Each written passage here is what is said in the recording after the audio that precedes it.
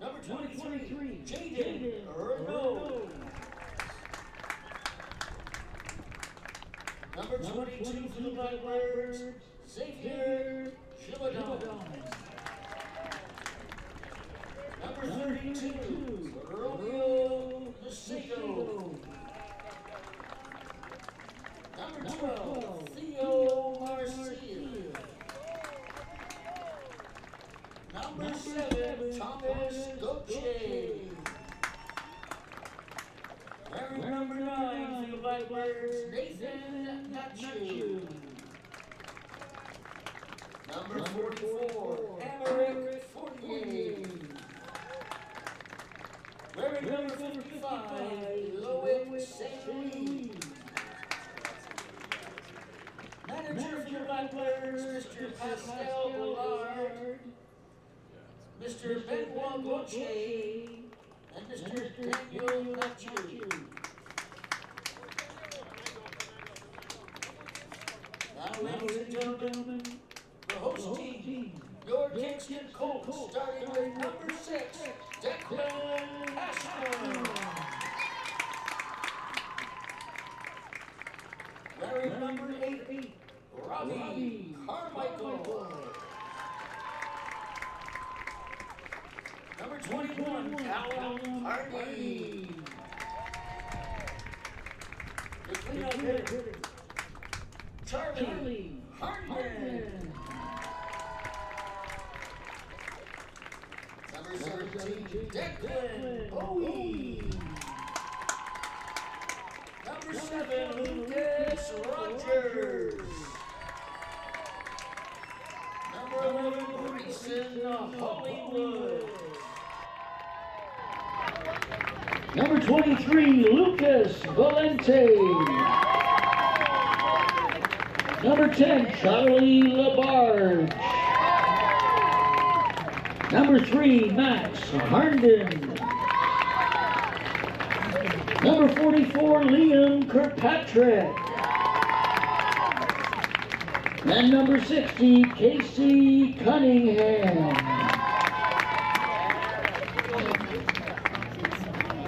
Managers for the Colts, Chase Beauchart, Chris Bowie, and Tim Labarge.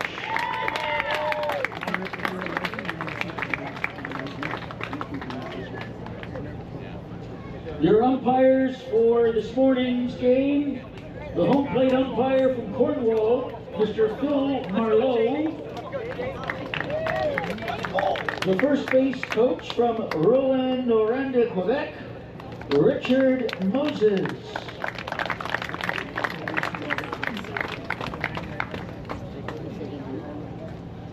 The third base, Tyler Reddick from Ottawa. And at second base, also from our nation's capital, Mr. Jack Burnett. Now, ladies and gentlemen, if you're able, please rise, remove your caps for the playing of our national anthem.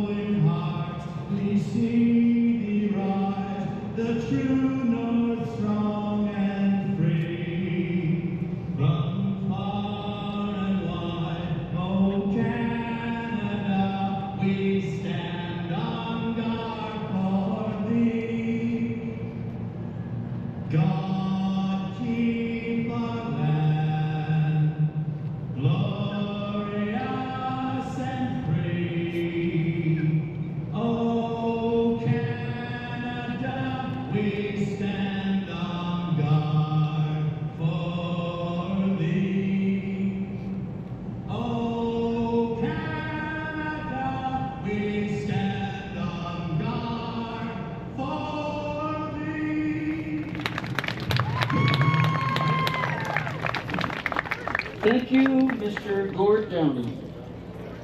Now it's time for our Little League pledges. In English, from the Kingston Colts, the player will be Charlie Labarge, the parent, Randy Dubé. And in French, from the Blackbirds, the player, Jaden Renault, and the parent, Jean-Michel Renault.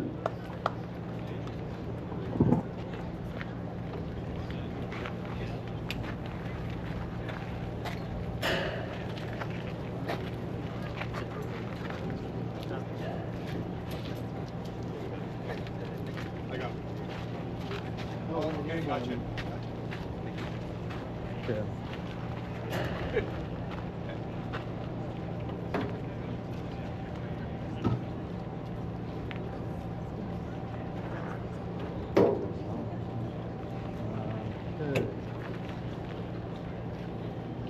English?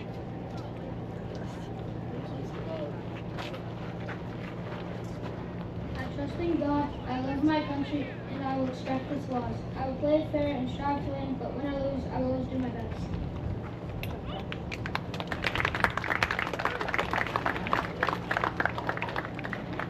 Je crois en Dieu, j'aime mon pays, je respecterai les lois, je jouerai honnêtement et j'essaierai de gagner. Mais que je gagne ou non, je ferai toujours de mon mieux. I will teach all children to play fair and do their best. I will positively support all managers, coaches, and players. I will respect the decisions of the umpires. I will praise a good effort despite the outcome of the game.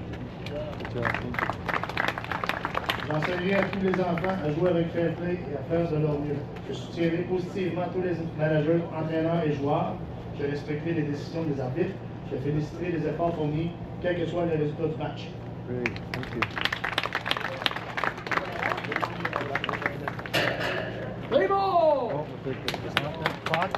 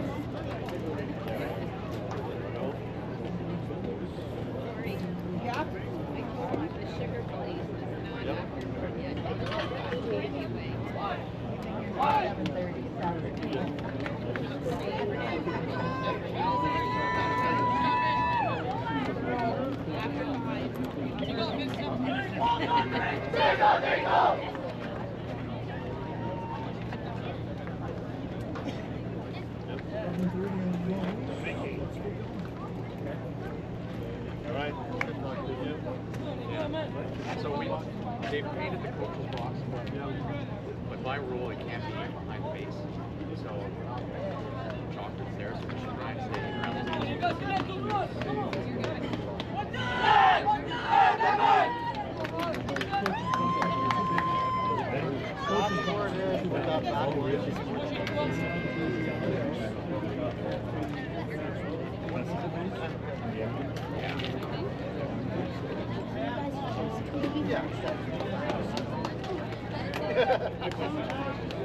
What is this time of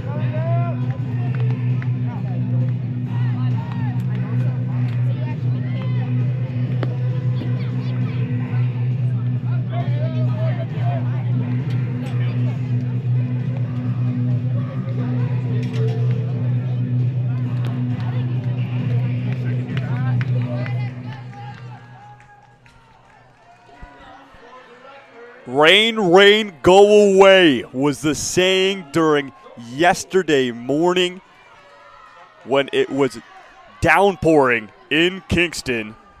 But look at us now. 3 games yesterday canceled.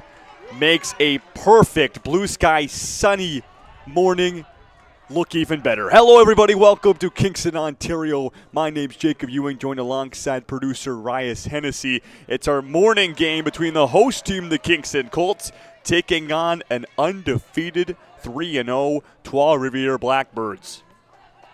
Starting pitcher this morning for the Kingston Colts, number 21, Callum Party, gets the start at the mound and, well, trying to give the Blackbirds their first loss of the tournament. Leading off for Trois Rivieres, number 17, Samuel Gauthier. He'll be followed up by Sam Desmarais and Joey Blanchette, the confirmed 3 here, in a very strong top of the order for the Blackbirds.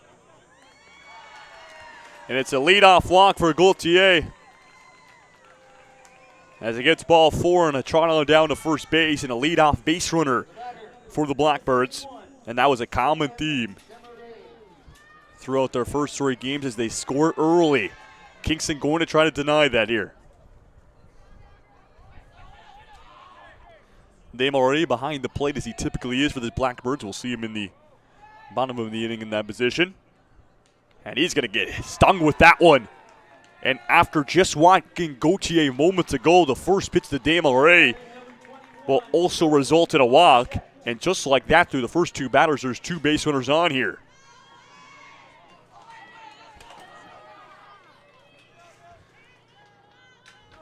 Joey Blanchette.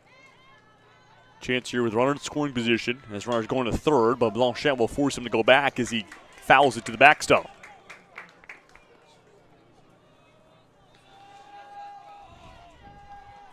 The Blackbirds have came to play. 2 teams left undefeated. Obviously themselves and the Oakville Whitecaps are also 3-0. Party will force Gauthier to take a couple steps back to second base.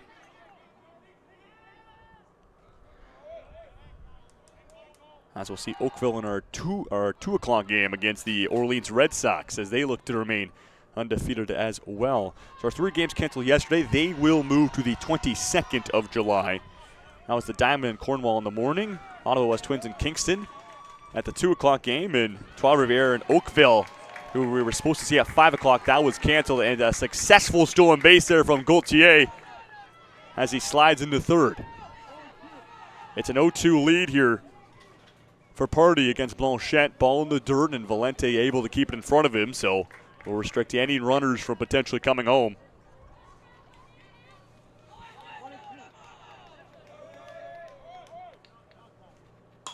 Blanchette on the end of it. Pops one up to the backstop, looking for it, and diving was Valente. Just out of his reach. Didn't have the initial pop that he would have needed in order to get to that ball. So Blanchette stays alive, still with 2 strikes. Go back to a 1-2 from Party. That's outside, ball 2, as he gives him the breaking ball.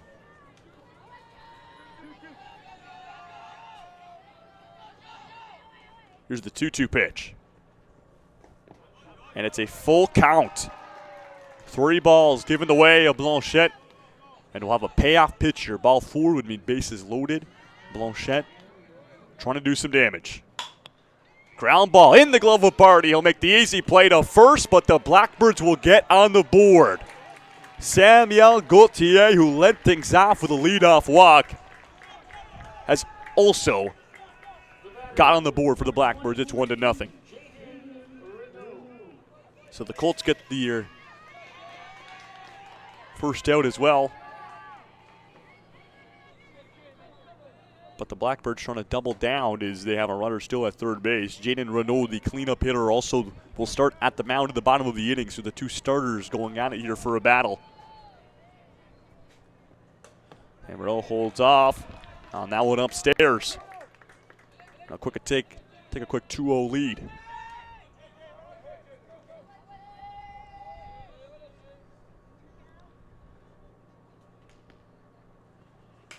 Renaud skies this one and deep in the infield, and coming over was the shortstop, Declan Bowie. to make that play after he kind of got in front of Charlie Labarge, the second baseman. Nonetheless, though, Colts get a major out here to try to restrict that runner at third from scoring. And here's Xavier Gilbodon.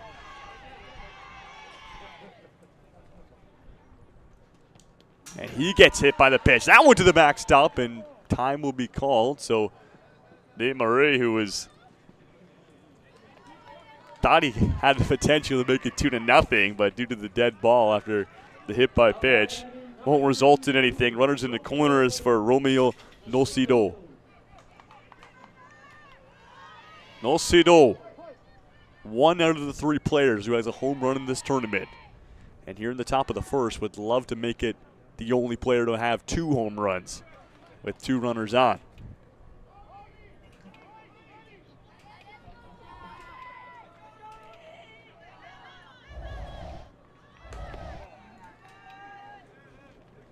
Runner down to second.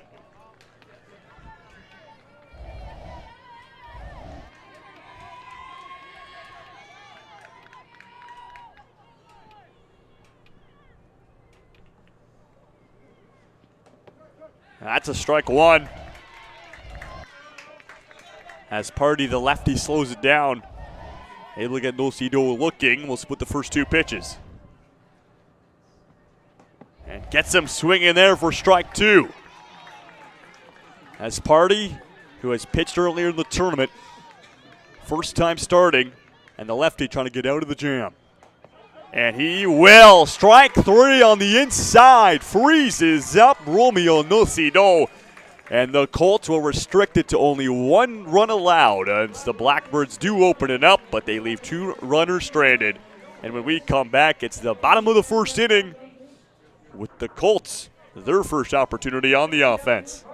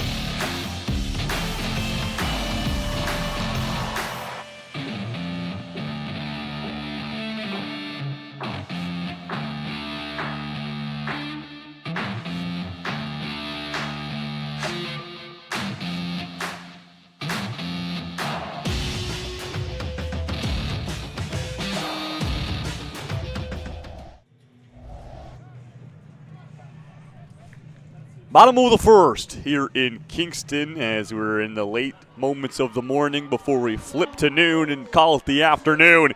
And here's Declan Cashman in the leadoff spot. It'll be followed up by Robbie Carmichael and Callum Party, the 3 confirmed here to face our starting pitcher for the Blackbirds. Number 23, Jaden Renault at the bump to start things off.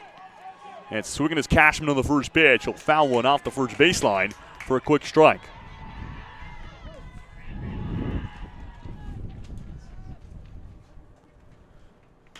And Cashman goes swinging again, similar to the first one and where he fouls it off to, but Cashman got to straighten it up, looked a bit too late on the first 2 swings.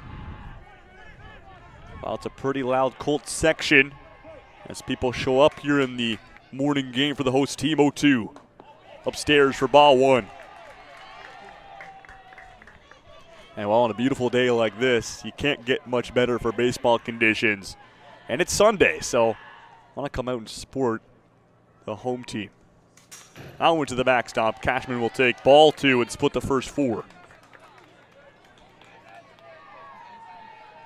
Blackbirds, a great turnout for themselves, too, as friends and family make the trip from Trois, Rivieres. And, well, they've been loud all week long.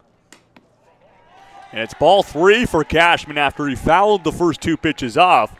Has worked himself into a full count.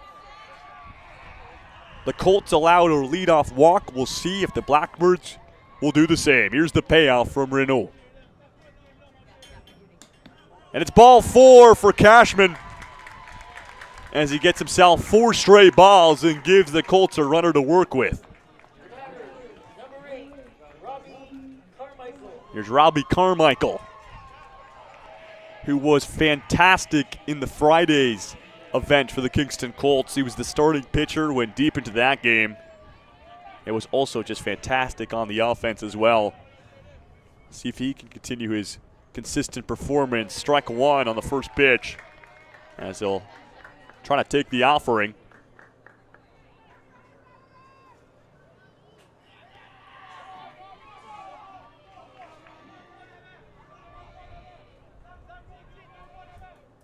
The 0-1. Cashman's off to second. They'll test him. Toss down is airmailed over top of the second baseman. Good recovery there by Joey Blanchette, it looked like, in order to keep that one in the area of second base.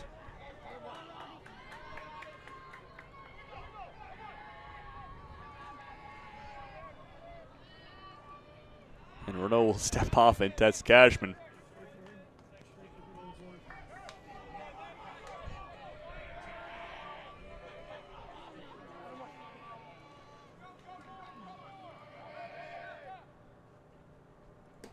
And Carmichael likes that one. Strike 2. Oh, pardon me, I believe that was strike 3. And so there's a punch out on Carmichael. That's the first strikeout of the ball game for Jidin Renault. And here's Purdy.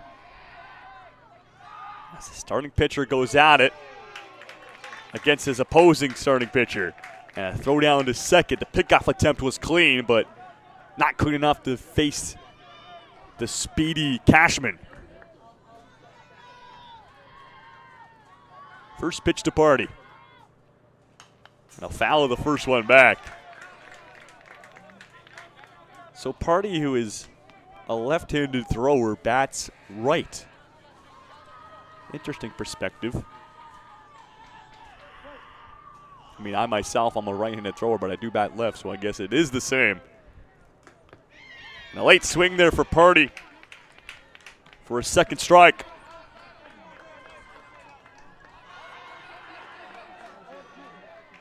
Renault looking for back-to-back punch-outs. And the 2 and 3 spot hitters. Here's the 0-2. And a great take as Purdy leaned into it and decides to hold off.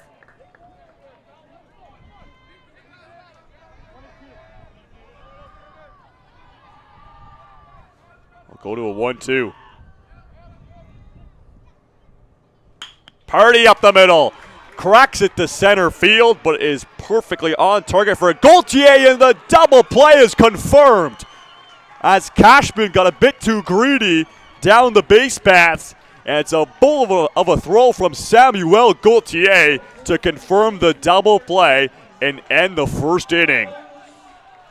And the Blackbirds will send themselves back to the offense in the top of the second, looking to extend their lead. You're watching the 2026 Eastern Canadians Intermediate Championships here in Kingston.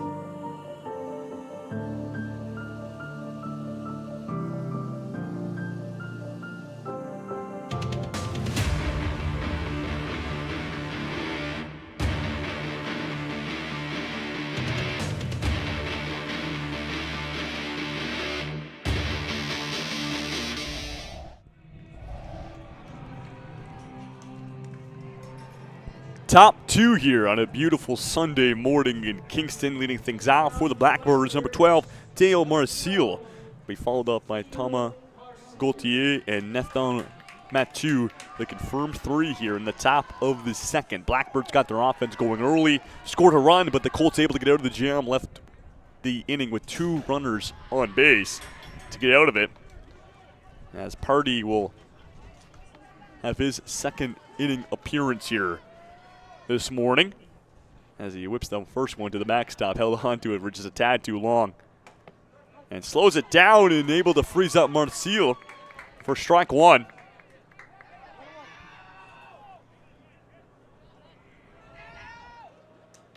Look to do it again. That will just miss for a ball. We'll go 2-1.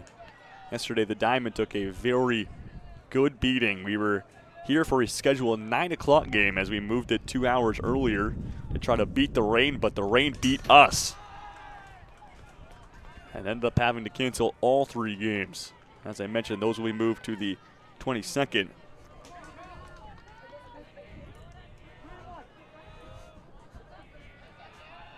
A 3-1 pitch to Marcille. It's a leadoff walk, just like the top of the first inning. And a runner to work with here for Trois Rivieres. Just Tamagotchi, after his brother was able to end the bottom of the first inning, confirming a double play out in center field. We'll see what Gautier's got here. And a throw down to first in. Bit of a bullet there from Party. Wait to keep it in front of him was the first baseman, Declan Cashman. As if that got away, we've seen it many times where runners get green lights to go to second base. Gauthier shows bunt, that's whipped to the backstop, and Marcille will find himself with a free base as they will toss him down. It's on the money from Valente, but it is very late.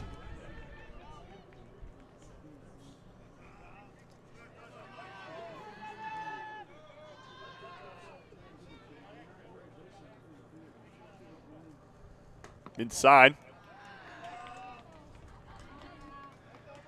And this count in full favor of Gauthier.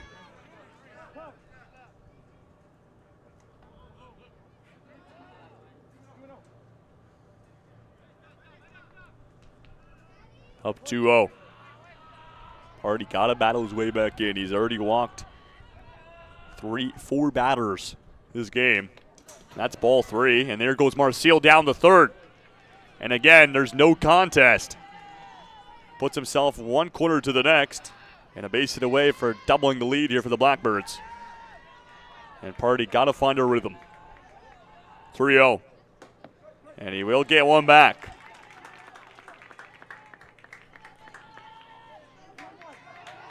So he'll start his battle. 3-1. And gets Gauthier swinging there for strike 2. And it's a full count as Party has got back into the count. That's inside to the backstop. Marcille thinks about it, but it will put runners in the corners as Thomas Gauthier gets to first, and time has been called as assistant coach Jace Beauchar wants a word with his infield and probably more specifically Callum Party at the mound. Try to calm the boys down. As Party just, we've seen him pitch earlier in this tournament, and he's fantastic on the rubber, but just looks like he's struggling a little bit this morning.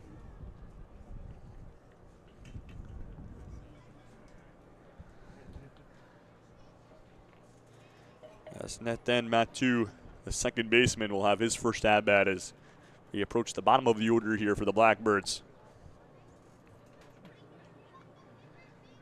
As they'll dispersed back, the infield consisting of Declan Cashman at first base, Charlie LaBarge playing second, shortstop Declan Bowie, and the third baseman Charlie Herndon, the infield for the Colts. And well, if you want to go even out more further out, Hollywood at right field, left foot Liam Kirkpatrick, and the center fielder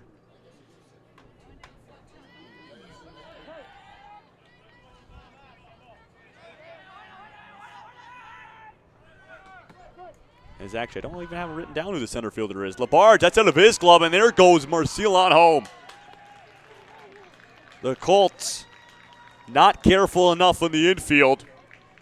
Let their guard down for a second, and Theo Marcil takes advantage, and it's 2-0.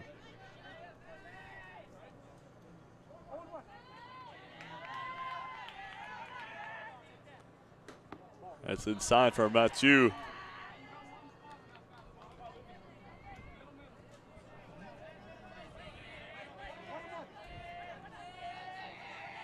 That's pardon me. That is Robbie Carmichael out in center field. I had a feeling it was him as that goal gets through to the backstop again, and just like that, runner at third once more. Too many passed balls from the Colts. They're creating their own damage against themselves. And Party will step off, take a look at Thomas Gauthier over at third.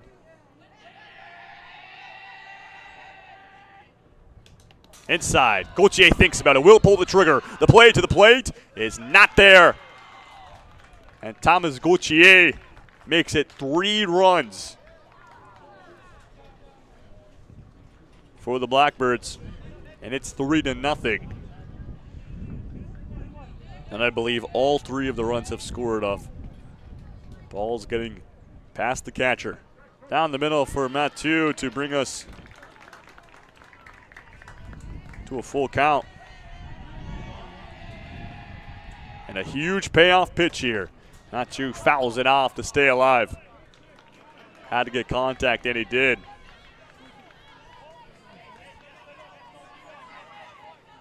The Colts still no outs in this inning. Got to get 1 after 2 runs have already scored. Big chance to do it here. We'll go back to another payoff.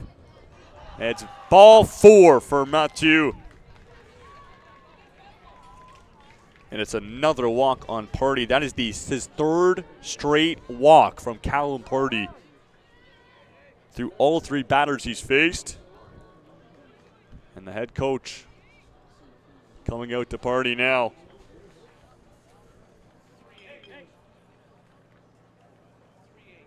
And that will do it for Callum Party on the morning. Goes 1 inning, 3 runs allowed, and 1 strikeout.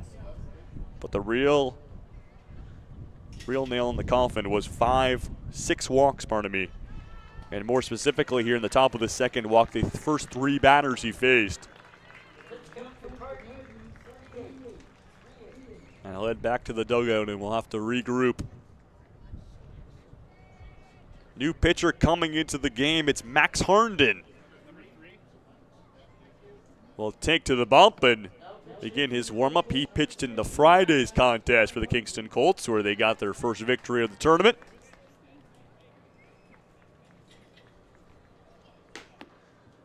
And so Harnden will start his warm-up before we get back underway here. And well, he's got to be ready from the get-go.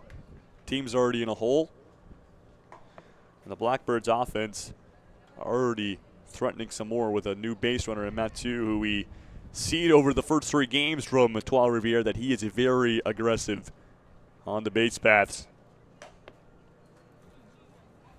I think I remember in one of the first games from the Blackbirds, he actually ended up scoring twice by himself, where he got the first, either by a single or a walk, and then stole second, stole third, and then ended up stealing home. He did it twice in the same game. There's just something to look out for. We'll see if the Colts have that down in their scouting report. As Harnden's good to go, so are we.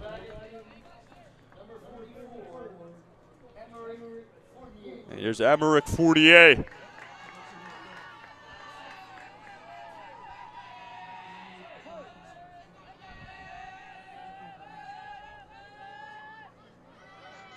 Fournier shows bunt, and well, Harnden gave him something right down the middle.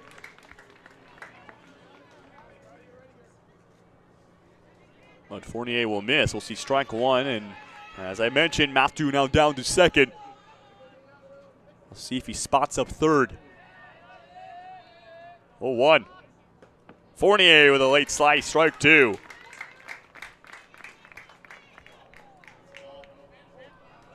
And a balk has been called.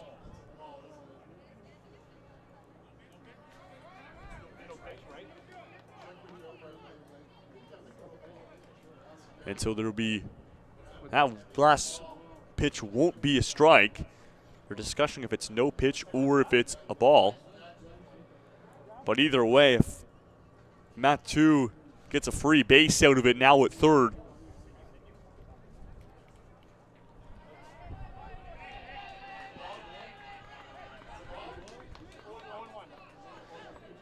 and so no pitch will be the result. So well, the 0-1 here from Herndon.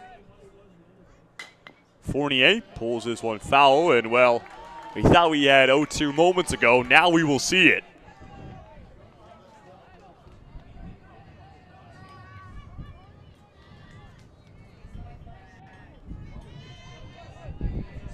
Oh, 2 to Fournier. And strike 3 looking on Fournier as Herndon will start his ball game off strong. Throws him the off speed. And there's one down as we'll hit the bottom of the order at Louis St. Louis to finish off the order.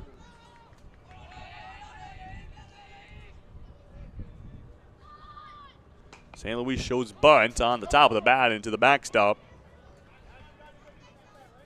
for a quick strike, and it's kind of consistent theme where heavy bats at the top of the order and near the bottom for the Blackbirds very strategic, not afraid to bunt. Fast base runners as well down here. Aggressive for the top of the order, which can do damage. And a big strike there on a big loud swing by St. Louis. It is 0-2 down. Herndon back-to-back counts where he started off 0-2. He finished off the last one. What will he do here? Here's the 0-2. And here's to the backstop. Mathieu going to test his luck. The flip is off the target. And Nathan Mathieu has made it 4-0 for Trois Rivieres.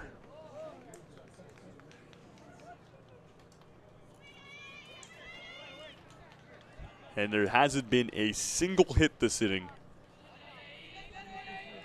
or even throughout the entire ball game, from the Blackbirds. Despite being up 4-0, it has been the walks that have been the killers for the Colts here.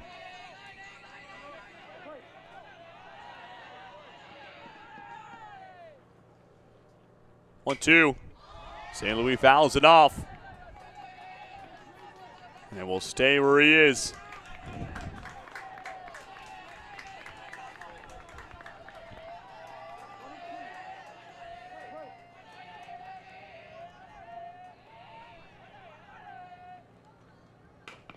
He pulls this one the opposite way this time, as he's a bit early on it. For the Blackbirds establishing themselves in this tournament as the cream of the crop, and a team that has their eye on the prize. Here's the 1-2. And we'll see another 1-2 pitch, as it's the third straight ball fouled off by St. Louis. But if you're Herndon, especially the way this ball game has gone, you got to keep attacking that strike zone. Don't even want to put yourself close to a ball four situation. Fourth 1-2 in a row. And a great take on the outside by St. Louis for ball two.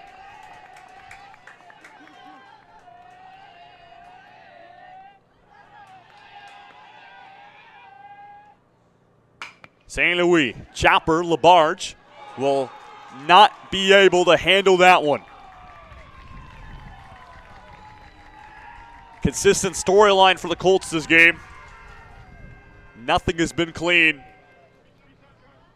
Just a tad error there from Labarge will get St. Louis on base.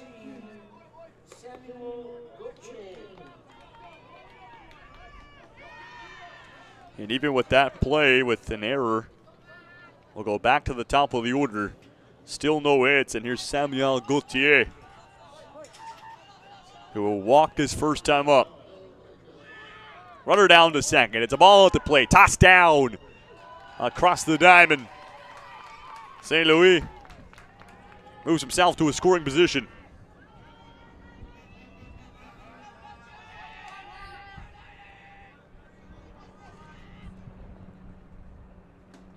And gets Gauthier swinging on that one as Herndon gave him the heat.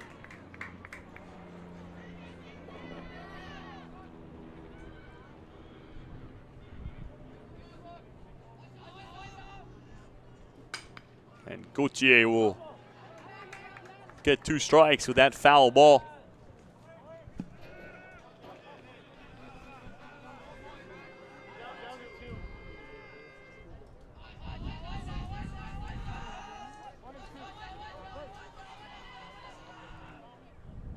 Of the 0-2 from Herndon. St. Louis down to third. This is in play from Gauthier to Labarge. Trying to recover from himself. He will. Runner coming home, though, and St. Louis catches the Colts off guard. And the tally now 5 for the Blackbirds. Strategic base running after the Colts were so focused on just getting their second out, trying to get out of this inning. And St. Louis takes advantage.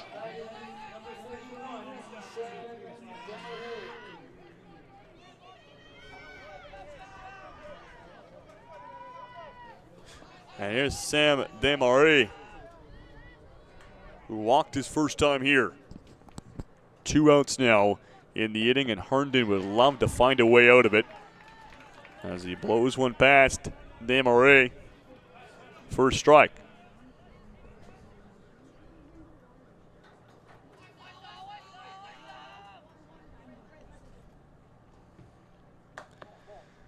That was off speed up high. No real danger there for Desmarais. Easy ball.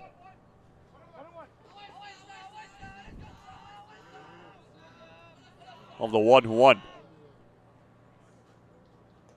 That's a bouncer in the dirt even before it gets close to the plate. Lucky no base runners were on there, or else that would be a free pass.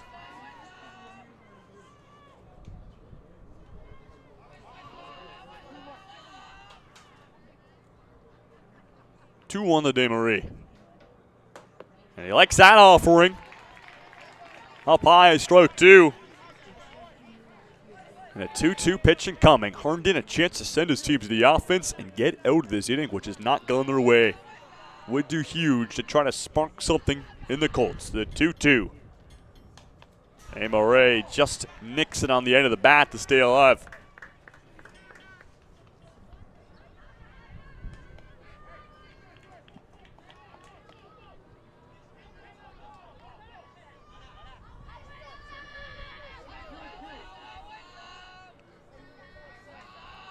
Back to a 2-2.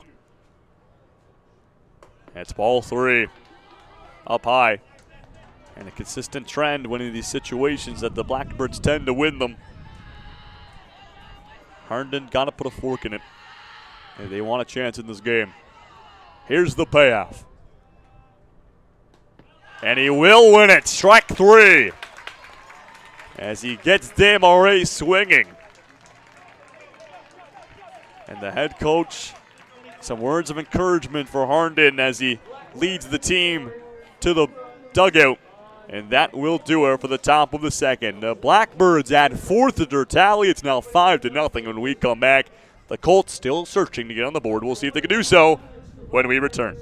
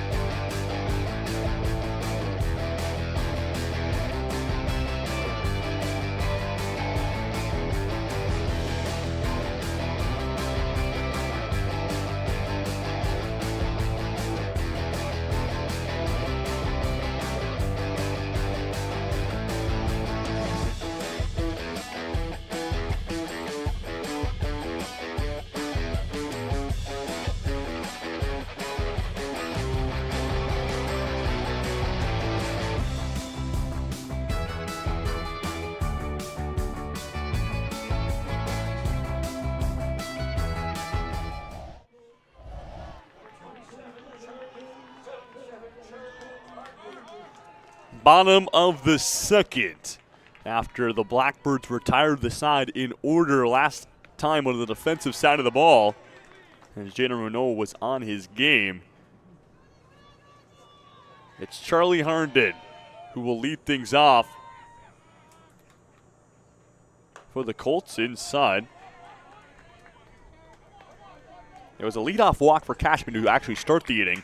He got the second, but a pop fly to center field was able to confirm the double play as Herndon in play, bouncer to the first baseman. In and out of this glove. Herndon looks good, and he will beat any attempt to first base. And a leadoff base runner here as Herndon gets aboard off of a tad bit of an error by the first baseman, Xavier Gibaudan. And here's Declan Bowie. That's the Colts trying to spark something. As he swings at one on the outer half for strike one.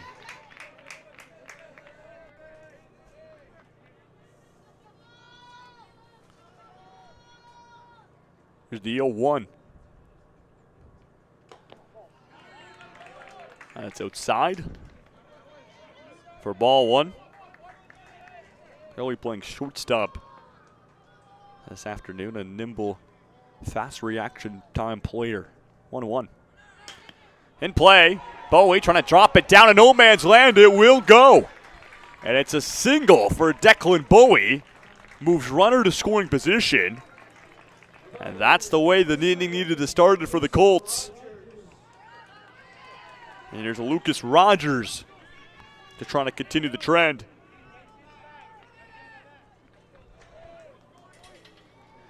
As that was just on the end of the bat by Bowie, it looked like just kind of dropped down like a raindrop after it got over top of the infield. Rogers' first pitch swinging, past the glove of the pitcher. Throw to first, got to get down, and it will be dropped by Gibaudan. And the bases are loaded for the Colts. It was an initial bounce off Renault's glove, able to recover, picks it up, but the toss to first has Gibaudan jumping in the air. And when he comes down, he loses traction on the ball. And Bryson Hollywood to the plate with the bases loaded.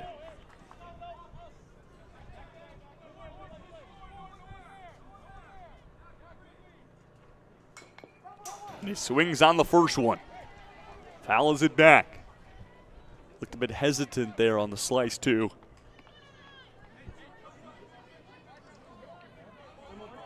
Renault has worked himself into a jam after he was hot out of the gate in the bottom first.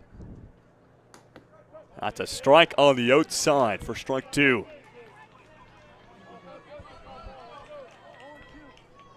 And a quick 0-2 lead for Renault.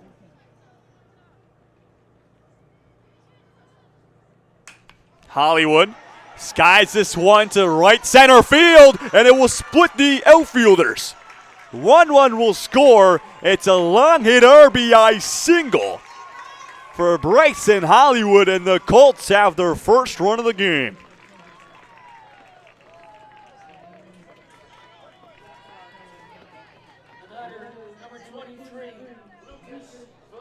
And here's Lucas Valente.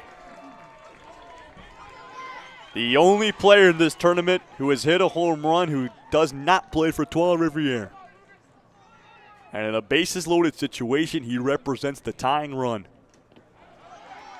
His first one outside and down low for ball one. But what a scenery it would be if he could do something here. His homer was to left center field. It was a bullet, and that's a home run swing right there. As he really gave it a rip on the barrel. And he'll split the first two pitches, a ball and a strike.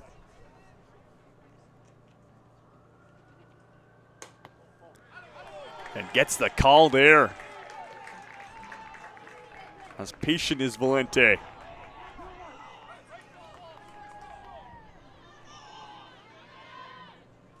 Two-1. Outside again. And a chance here for a bases-loaded walk. Jaden Renault Got to find the strike zone now. Got to throw something to Valente that he likes. 3-1 pitch. And that will get Valente in the back. It's a bases loaded walk for the Colts, and they've scored their second run.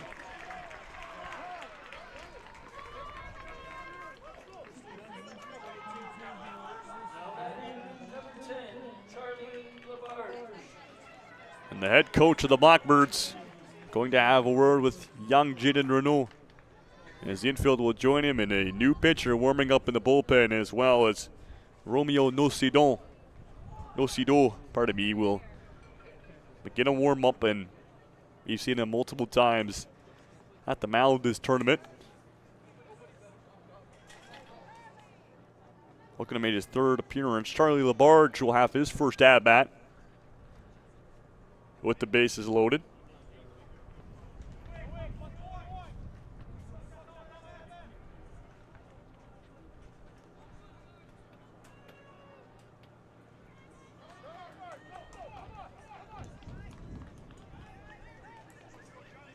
The Blackbirds all cleared up and ready to go. Labarge has a tying run on base now at first. If he can cash in all 3 base runners. Labarge skies this one to shallow in outfield, and recovering there is Samuel Gauthier, able to cover the ground and make the grab for the first out.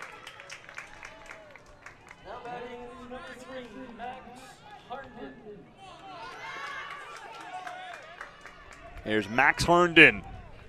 Joined the mound. And the top of the second, able to get out of it. Will have his first at-bat with the bases loaded as well.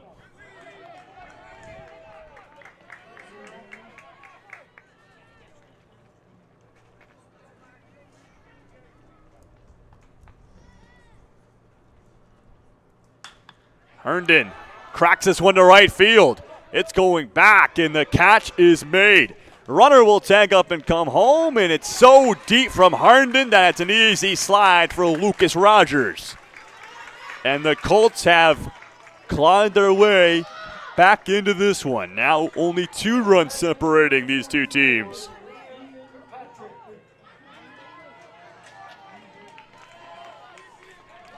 So a sacrifice fly from Herndon. There's Liam Kirkpatrick. Ball 1 on the outside. But wait for the Colts to get back in. It started off with 4 base hits. After Herndon, Charlie Herndon, was able to get a board off a bit of an error, but after that, 3 straight singles, a walk against Valente. And the Blackbirds have found their first 2 outs off the last 2 batters from Labarge and Max Herndon. But they have chipped away and have woken up, in a sense, here in the morning game. The Colts used to the 5 o'clock first pitch, so maybe the boys in light blue were a little sleepy through the first inning. Kirkpatrick swings through that one for a strike.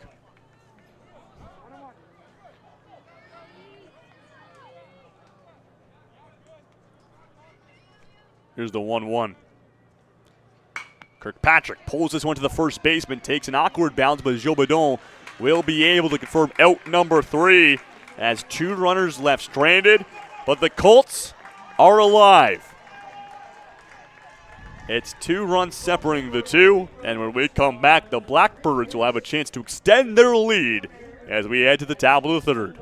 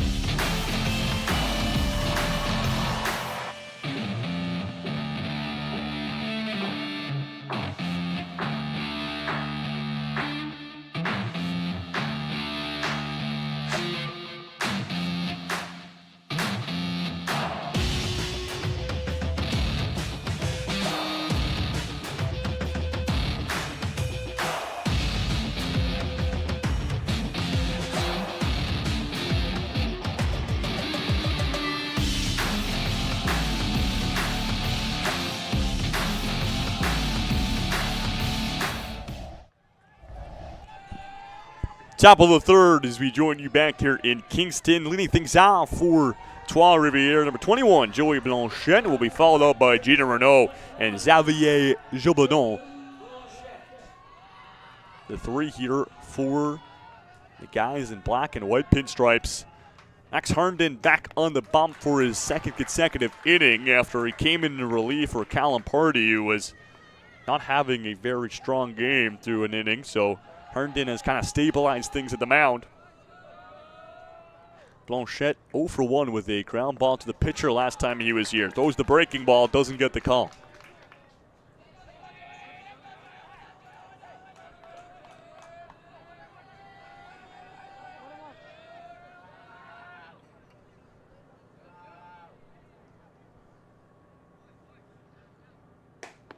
And ball 2 on the outside.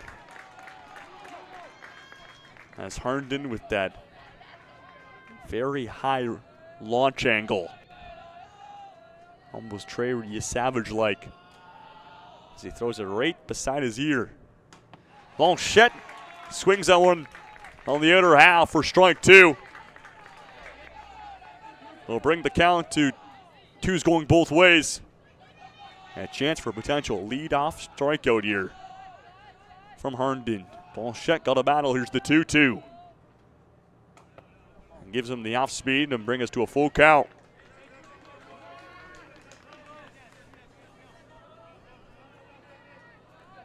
We'll have a big payoff pitch to start the top of the third inning.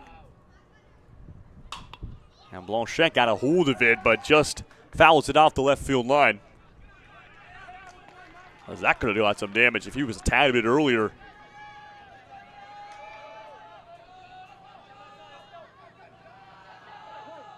We'll stay at a full count. Another payoff. Blanchette skies this one. Looks like it's going to get into foul territory, and it will. So Blanchette continuing his battle.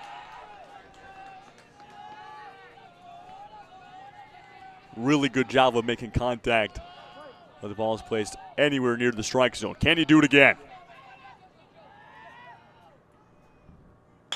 He will. Chopper up the middle. Handled. Tossed to first from from the shortstop Bowie. Is spiked just before it gets to the first baseman, and Blanchette will get aboard first base.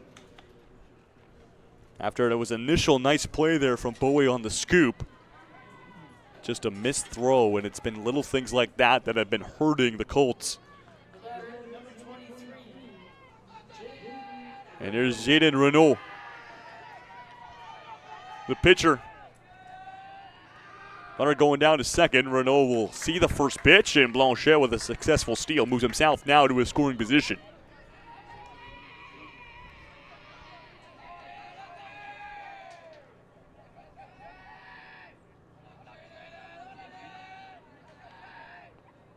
Here's the 0-1. Renault underneath of it. This one will get over top of the Trois Rivieres bullpen and out of play. That's strike 2 against Renault.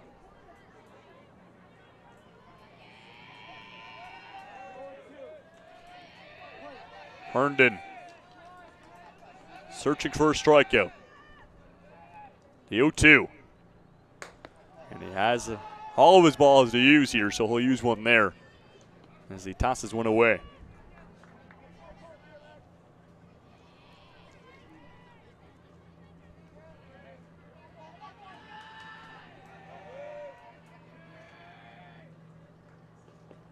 Renault drop strike 3, toss down to first, and Party will confirm it. As the first out of the top of the third for the Colts, as Herndon gets Renault just enough to go on through. And Xavier Gilbadon walked his first time up. Gonna try to make something happen here.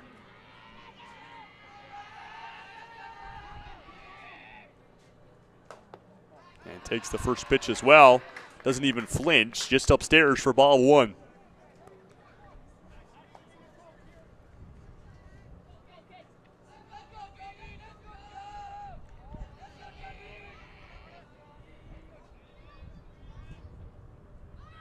Runner on the way to third. The toss down from Cunningham is a bit too high, as Charlie Herndon, the third baseman, has to jump up to even get a handle of it. And Blanchette has gotten himself a base hit away from doubling the Colts tally.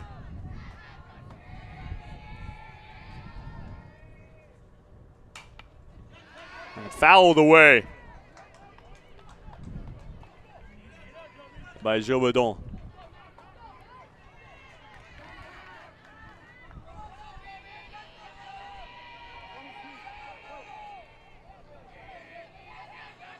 Herndon, who just picked up a strikeout moments ago against Renault, looking for back-to-back.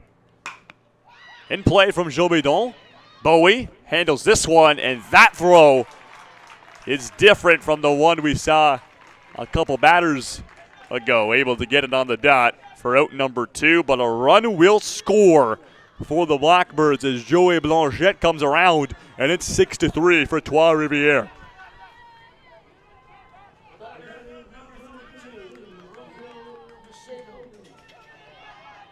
And here's Romeo Nicedo.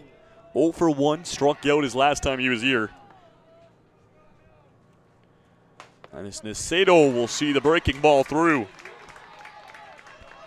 as Herndon places it at the top of the zone.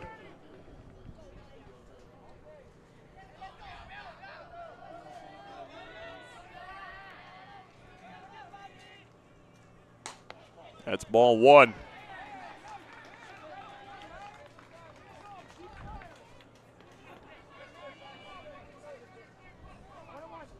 Saw Nicedo warming up in the bullpen as well in the bottom of the second inning. Wonder if we'll see him make an appearance at the rubber sometime this game. As that one's fouled off for strike 2. And a chance here for Herndon to pick up his second strikeout of the inning and send his team to the offense. Nicedo got a battle. Here's the 1-2. And strike 3 freezes him up as Nicedo unhappy with letting that one go through, but he'll have to head back to the dugout and try again later. The Colts allow 1 run as the Blackbirds make it 6-3, but the Colts, who scored 3 in the bottom of the second, would love to find that again, because that would mean they tie the ball game. When we come back, bottom third here in Kingston.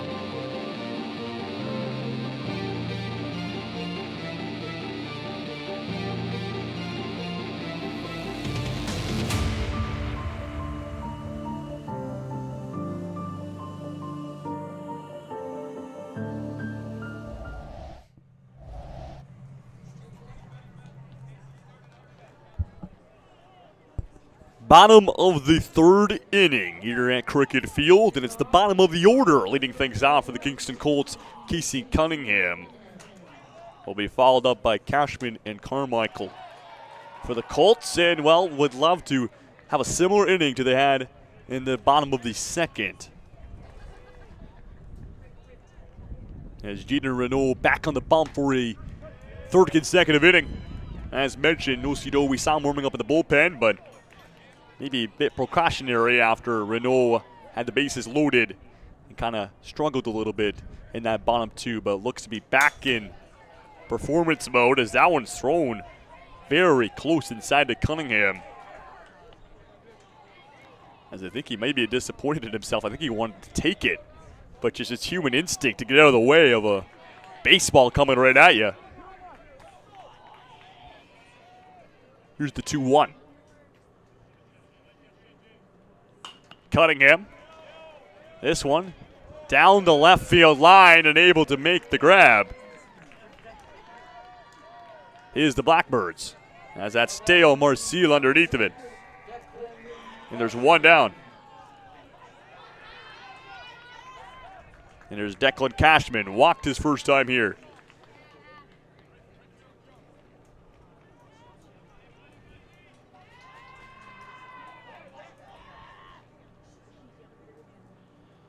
As he gets frozen up. Looked like he was expecting a fastball, but Renault throwing the off speed, and Cashman's timing was just off. 0-1. This one's on point, though, and he rides it right up the left field line for a base hit for Declan Cashman. Makes it 1-for-1 on the afternoon for number 6 in baby blue. And now the top of the order will have a runner to work with Robbie Carmichael.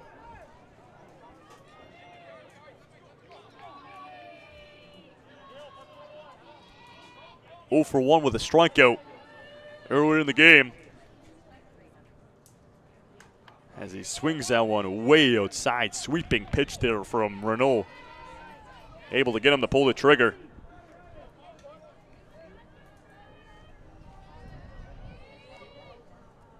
Here's the 0-1.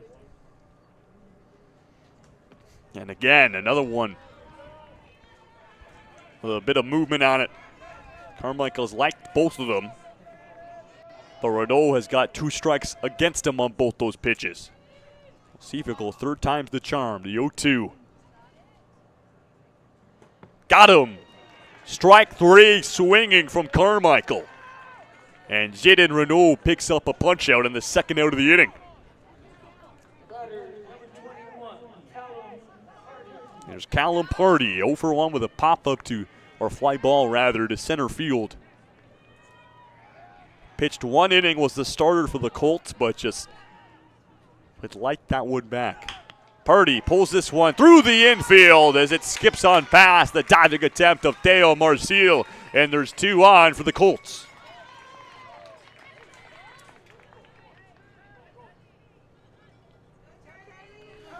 As Charlie Herndon, who led off that major bottom of the second inning for the Colts, got a board off an error, will have his second at-bat looking to get on base again. As a mound meeting approaching here from the Blackbirds. Doesn't look like Renault is going anywhere right away, or maybe I am wrong, as Lucido has made his way to the mound.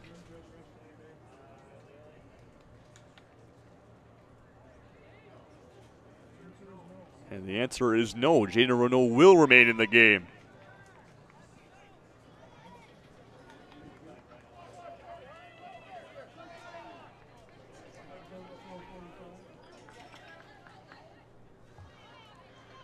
And Herndon with 2 on. Look to potentially load the bases up here or score a run. Renault fires to second. And it was a picture-perfect play, but a diving effort there from Cashman will be safe. So the first pitch here to Herndon. Likes it. Just underneath of it for strike 1.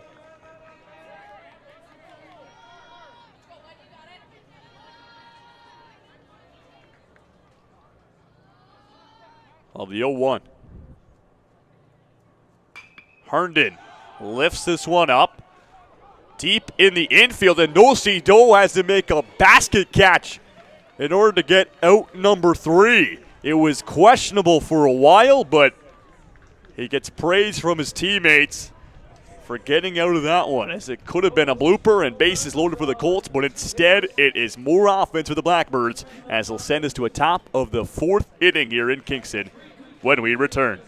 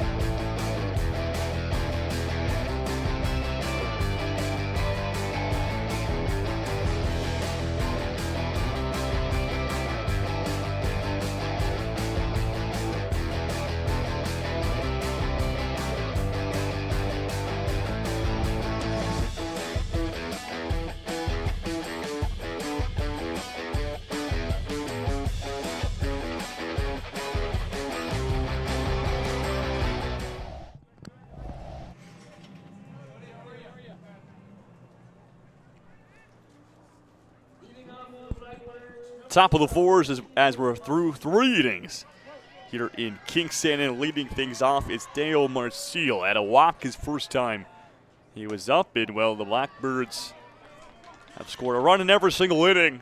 Most of their damage coming in the top of the second, but able to chip away in the first and the third as well. It's been due to their exceptional base running. Is when they get somebody on, it's almost inevitable that they're able to go from the first to second and then even second to third. As Marcille gets frozen up on that pitch and will split the first 2.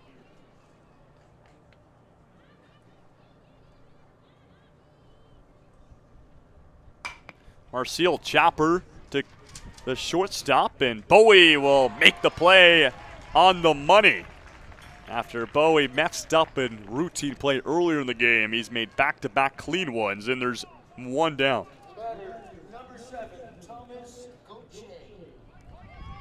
There's Thomas Gauthier.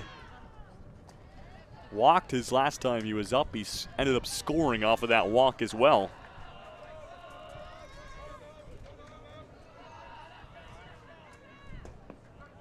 And a beautiful pitch down the middle there. Gauthier will take it looking for strike 1, but Herndon has been a big factor of why the Colts are back in this game after the mound was shaky to start things off. Herndon has steadied it, and strike 2 swinging there on Gauthier.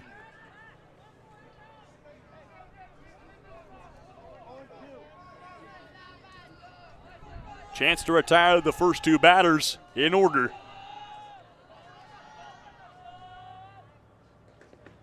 And they'll throw a ball down in the dirt.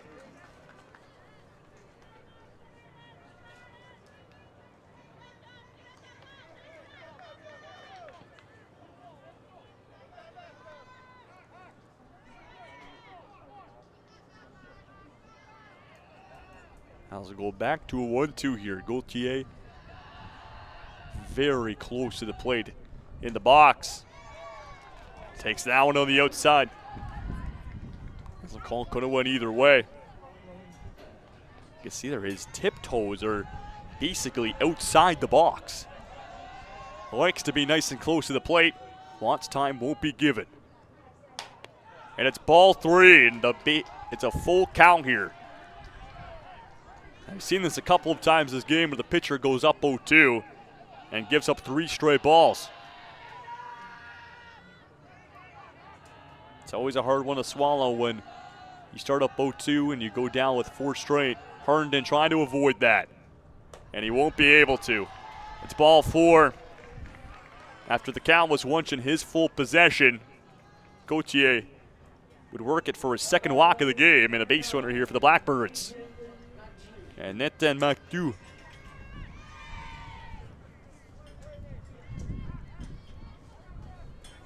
Who walked his first time as well. Looking for something of the same here.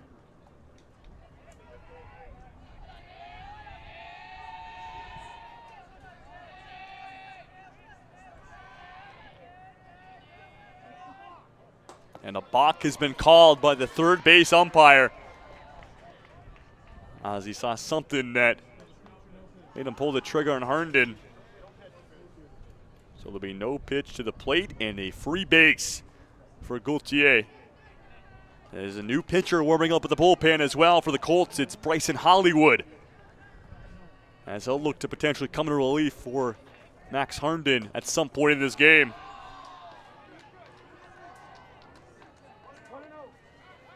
So a quick 1-0 count on the first pitch registered against Matu.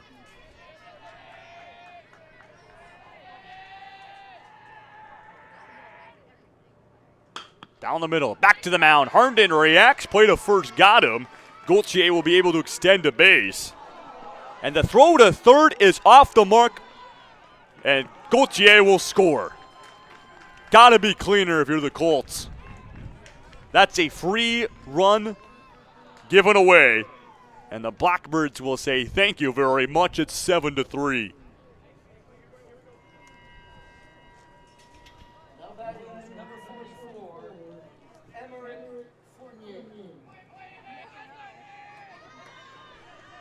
As the throw was going to be late anyways, there was No way you're probably going to get him out at third, but decision made by Callum Party to go cross diamond, and it squeaks on past Charlie Herndon at third base.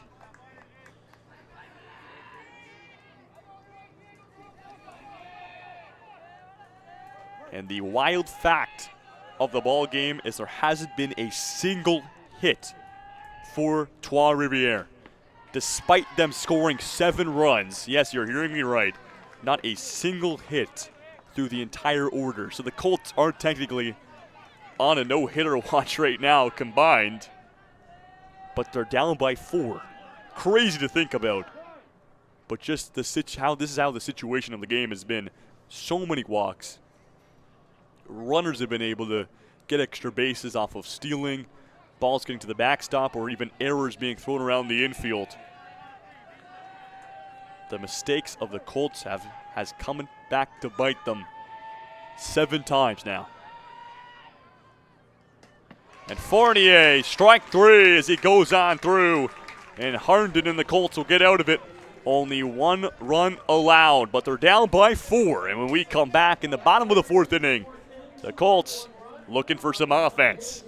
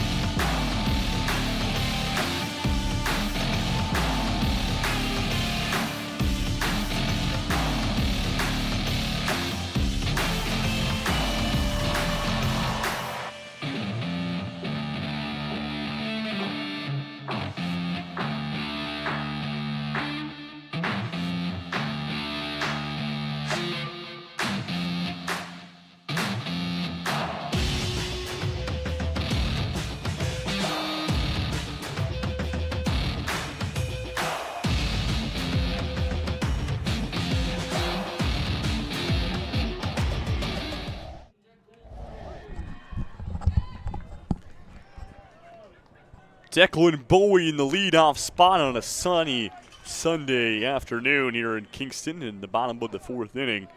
Bowie, Rogers, and Hollywood all 1 for 1 with all singles. So this part of the order has found success against Jaden Renault, who's back in the bump for a 4th consecutive.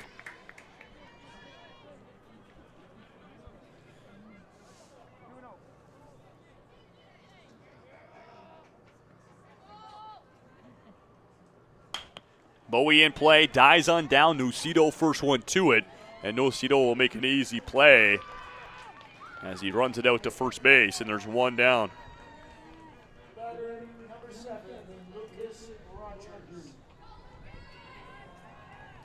And here's Lucas Rogers.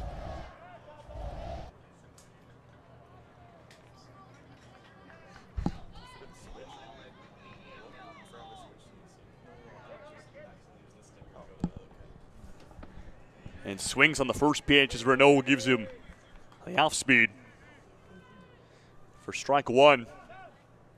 Colts not out of it yet, but have definitely been the latter half on the teams here of who's been better. Pulls this one right up the right field line, and Lucas Rogers is 2 for 2 with back-to-back singles.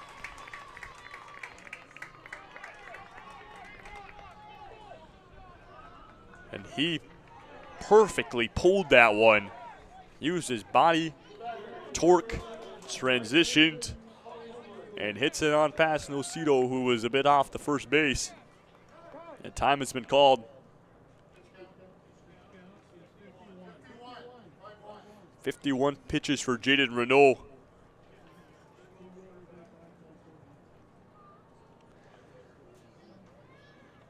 Who, as it stands right now, he would revert back to under 50, which is the threshold for a 2 days rest, and we'll see if that will do it for Jaden Renault. As discussions will be had from the coach to see how he's feeling, and that will do it for Jaden Renault at the bump. Goes 3 1/3 innings, allowing 3 runs. As the Blackbird fans and the Colts fans give him the claps. And it was a good day for number 23 on black. And you'd have to think the reliever coming into the game, we saw him warming up in the bullpen earlier, is Romeo Nocido, who comes in from first base to the bump. And the lefty will look to shut down this Colts lineup.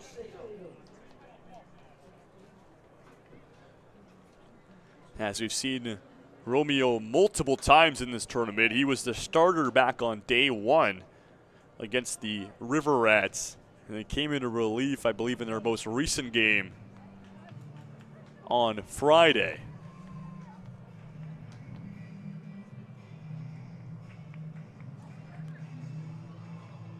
And while probably more pitchers available in today's game than expected for the Blackbirds due to their game being canceled yesterday against the Oakville Whitecaps, which was slated to be the battle of the 2 undefeated teams, as both are 3-0, but we'll have to see if both these teams are still undefeated by the time we get to the July 22nd, which is the newly scheduled day for those rain games. As we'll have a full slate on Wednesday, and we kind of got to hope there's no more rain, as well, we're kind of running out of time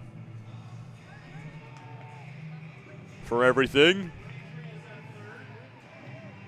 as the 22nd obviously is the rain day, 3 games there, and while the day after, the 23rd, is semifinals and the 24th is championship. So if we do have to shuffle some stuff around, it'll be interesting to see how we fit it all in there. And Bryson Hollywood, 1 for 1 with a single of his second at-bat here with a runner on first. Nocido ready to go at the bump. As mentioned, 3rd appearance this tournament. An easy throw down to first is Xavier Jobedon, who started at first base, returns.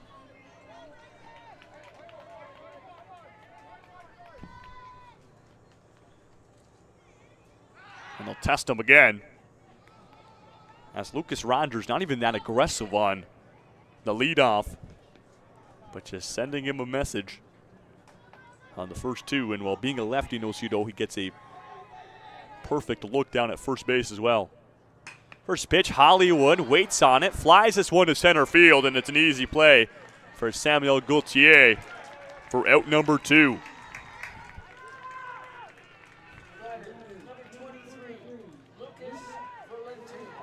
And there's Lucas Valente. Walked after he got hit by a pitch in the bottom of the 2nd.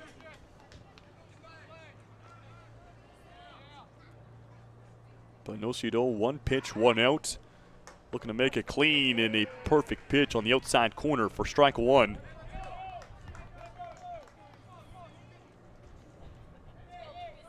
Here's a battle of 2 guys that have hit home runs in this tournament as well. As mentioned, a very exclusive list. And while from a broadcasting perspective, I hope that list widens as well. Did he go? They're checking the first base umpire. A bit of confusion there after they kept pointing at him. I think he was just a bit unaware of the situation. He did not go as the final decision. We'll have a 1-1 pitch here. And it looked like a balk has been called by second base umpire.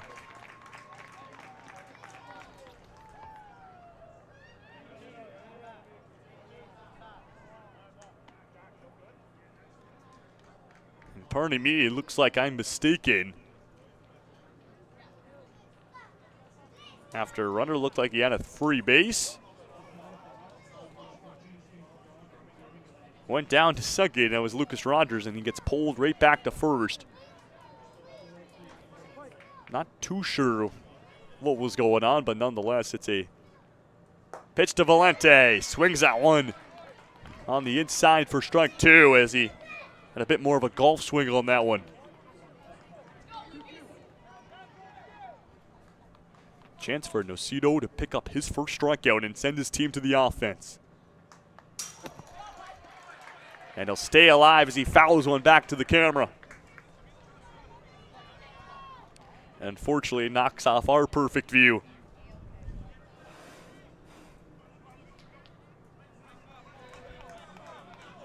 As well, a 2-2 pitch.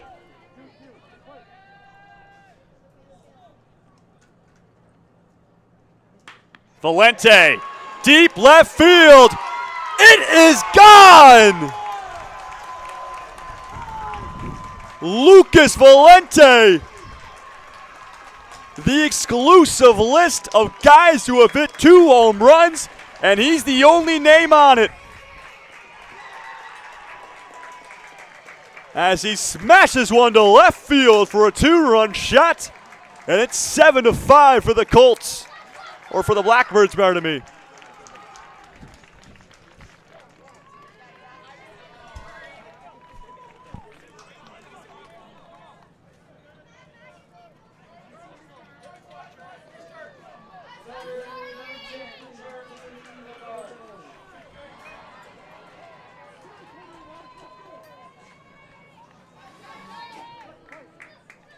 And the Colts are back in it.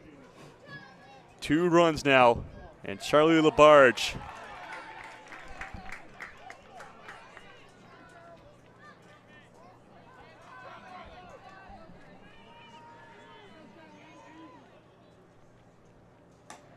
And the 0-1 outside for 1-1. It's unfortunate that Valente, literally the pitch before he sends one to left field, pretty much directly hit the camera, which knocked off our perfect view, but still got a good shot of it as he let one rip to left field inside for ball 2.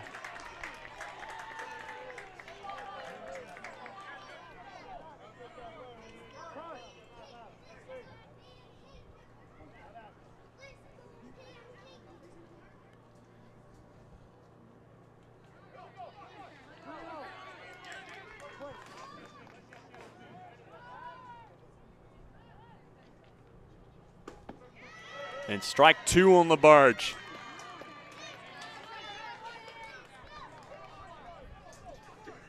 And he's got a battle to stay alive. Nobody on base for him after Valente cleared them.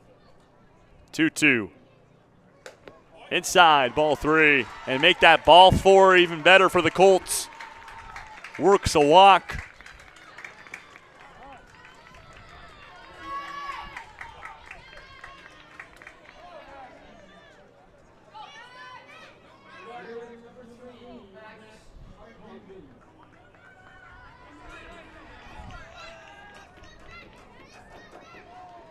And here's Max Herndon.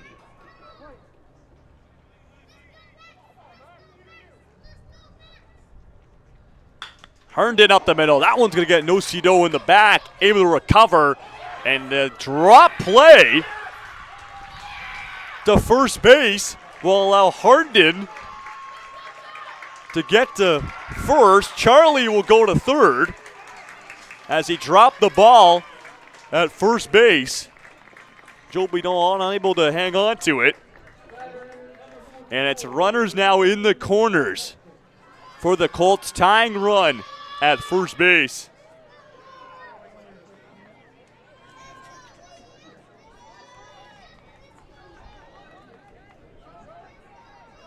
And Liam Kirkpatrick, the left fielder, trying to continue the spark that the Colts have created.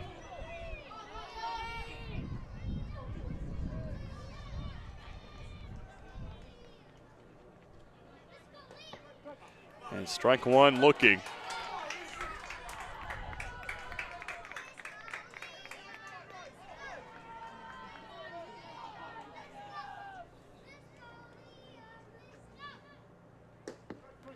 And strike 2 as well. Hasn't pulled the trigger on the first 2 pitches. And Nocito a chance after he thought he had out number 3 moments ago to get his team out of the inning. Skied up high, ball 1. And a good play there by the catcher, Sam Desmarais, to keep it in front of him.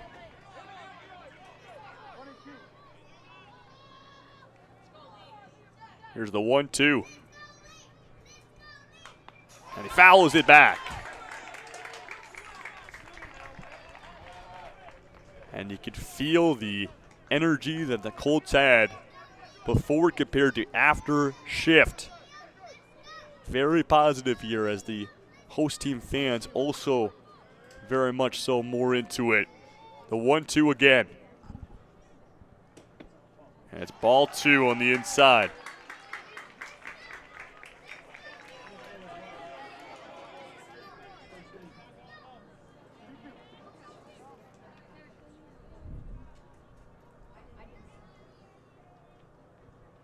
Kirkpatrick just pulls it into foul territory.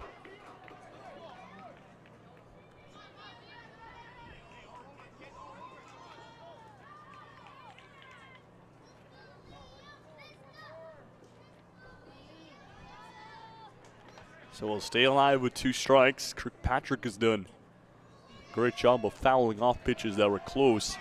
3 foul balls with 2 strikes against him to keep him here. Nocito looking for the finishing pitch. Does he have it here? The 2-2. And he'll foul it back.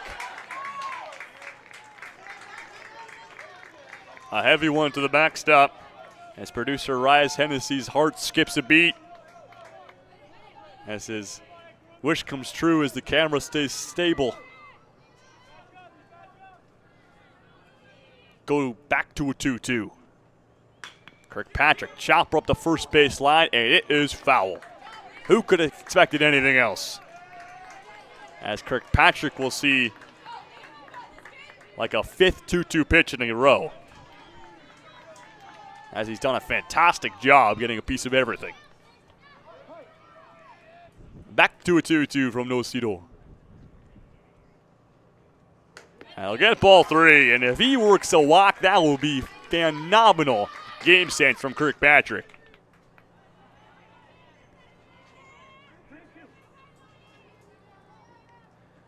Full count payoff to Kirkpatrick. And he golfs it in the air, shallow infield, and calling everybody off was the shortstop, Joey Blanchette, to make the play and leave 2 runners stranded for the Colts. It's the bat of Lucas Valente, which has sparked the offense for Kingston with a 2-run shot in the bottom of the 4th. And when we come back, it's Trois Rivieres looking to respond the ignition the Colts have shown recently. We'll see if they could do so and match it when we return.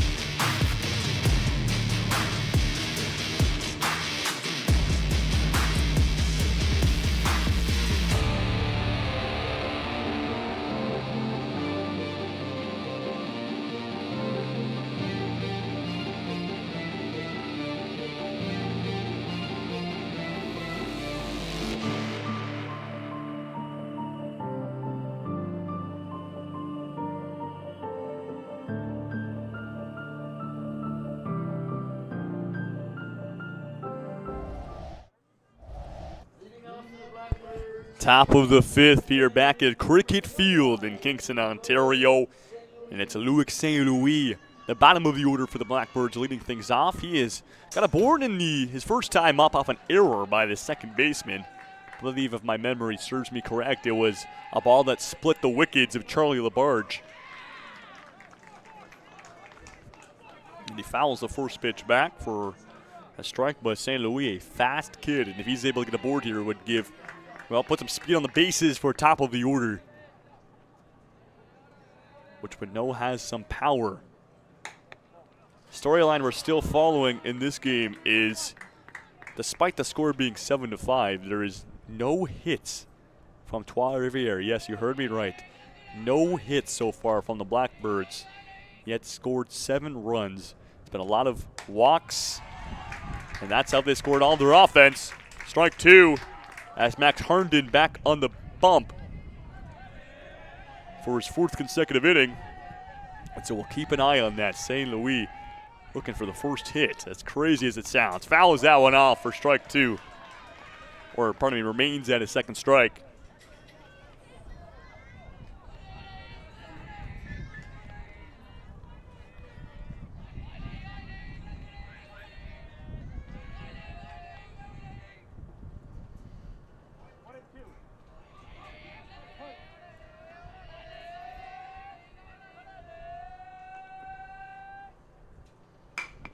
Ground ball to the shortstop. Great recovery from Bowie as he's able to scoop it and makes the play in time.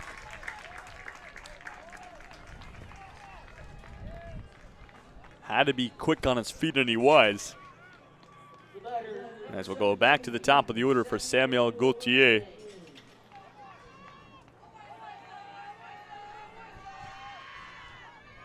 Warming up with the bullpen for Trois Rivieres, number 9, Nitin Mathieu, who has started in at second base, and with no Cido already in the game, we'll see how low the Blackbirds want to keep his pitch count for availability over the next few days.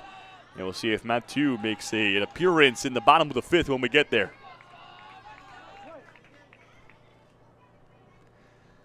Gauthier 0 for 1 with a walk and a ground ball to second base.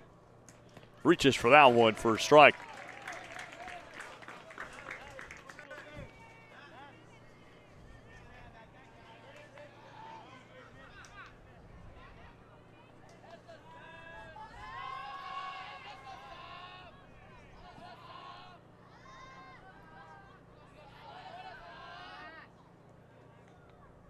That's high up for ball 1.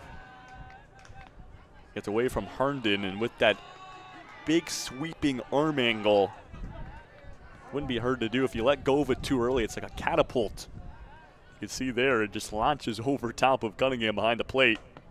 That's ball 2.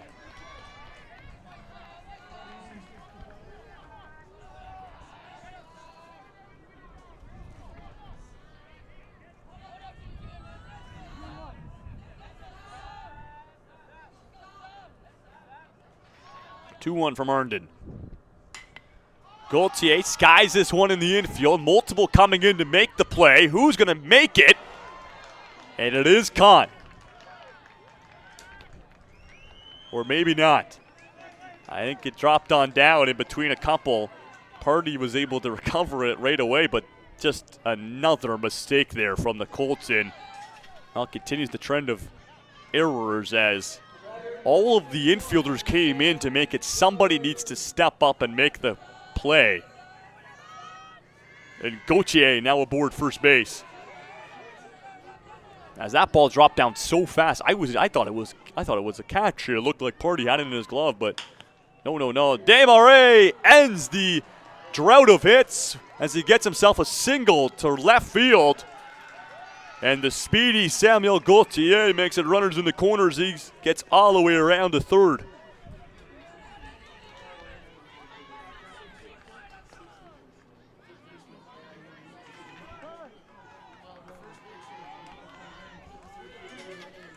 And Joey Blanchette, 0 for 1, ground ball to the pitcher, and then an error as last time up. And head coach of the Colts going to talk to Herndon, who's thrown 66 pitches.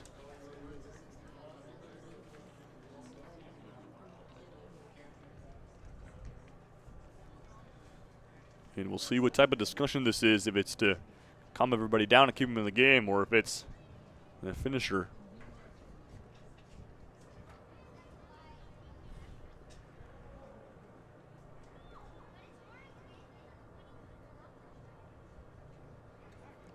As they'll disperse back, Max still in the game.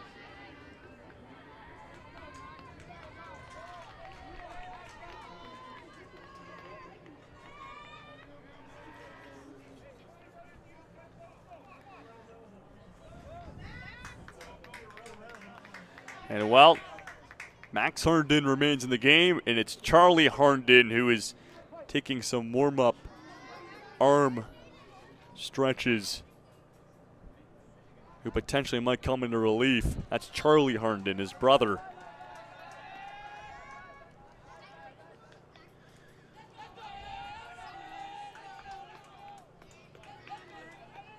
So is Joey Blanchette, a chance to extend the Blackbirds' lead. As mentioned, they've scored a run in every single inning. Looking to continue that trend.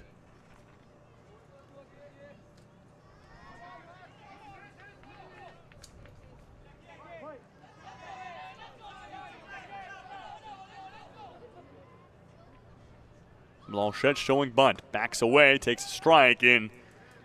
A run down to third as Desmarais puts himself into a scoring position.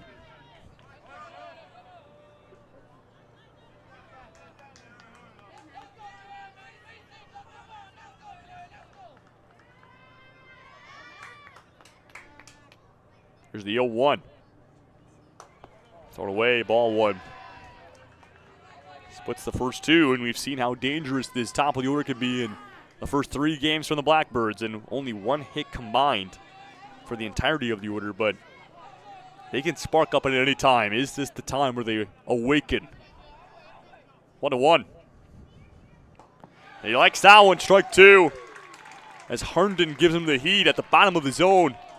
And Blanchette not able to match it.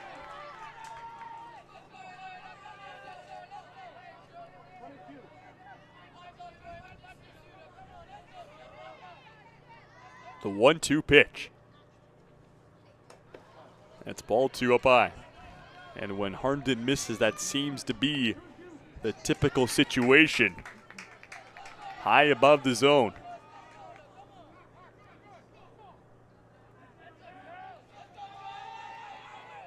We'll go to a 2-2. And it's ball 3. And a full count here, with Gaultier just inching to come home. And this could load up the bases. Max Herndon, a big payoff pitch incoming to Joey Blanchette. And we'll do it again. He fouls it back. As Herndon wanted the finisher, just a heat down the middle.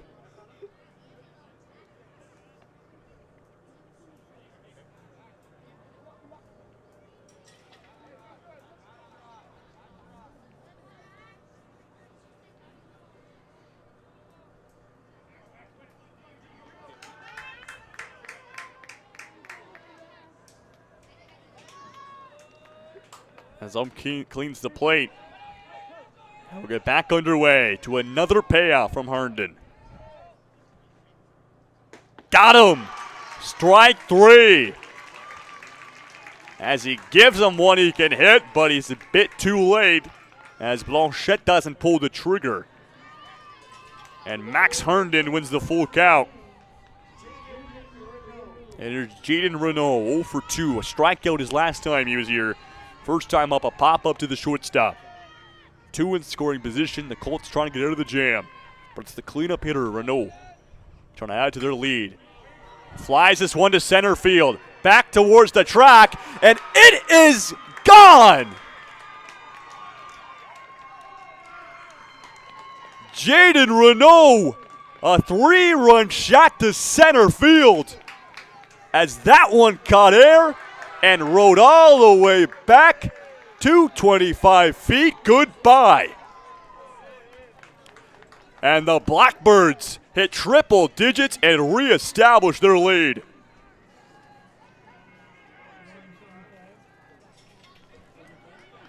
And initially, off the crack of the bat, I didn't have the intention that was gone. But it just roared through the air. And Renault responds to the home run Valente hit just a couple innings ago.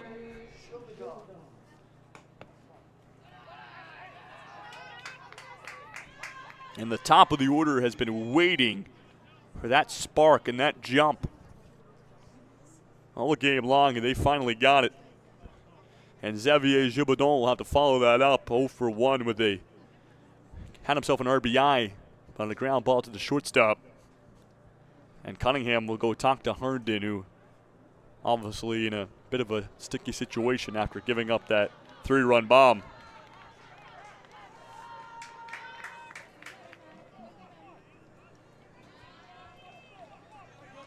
And so Renault adds himself to the list, now 4 players, and well, I believe every player is in this game,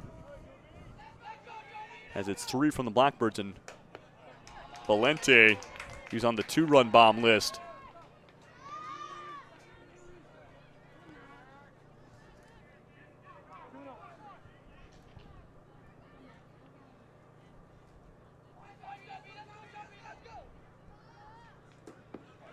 And down below the knees for a 3-0 lead for Gilbadon. Trying to get back to the base paths here for the Blackbirds. And an automatic strike from Herndon as he gives him one down the middle.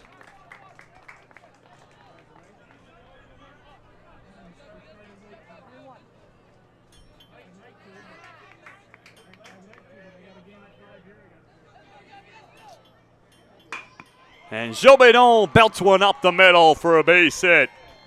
And the bats are alive now for the Blackbirds.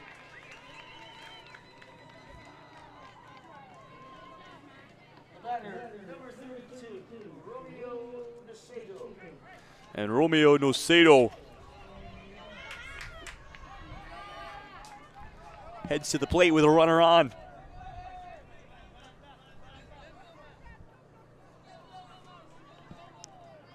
As the 2 relievers will go out of here after Nocedo joined the ball game in the bottom of the 4th inning. On the rubber. It's a ball on the outside. And it's so interesting to see what a home run can do to the bats of the Blackbirds, as immediately after Gilbadon got himself a single. First hits of the ball game coming in this inning alone, as the first 4 were hitless for Trois Rivieres. Runner down to second, and Xavier Gilbadon an easy steal.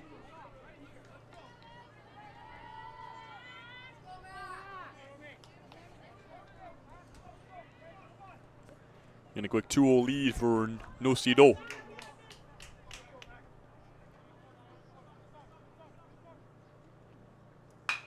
And he pulls that one to right field. Runners getting the wave around, and Xavier Gibadon will make it 11-5, as it's an RBI single for Nocedo.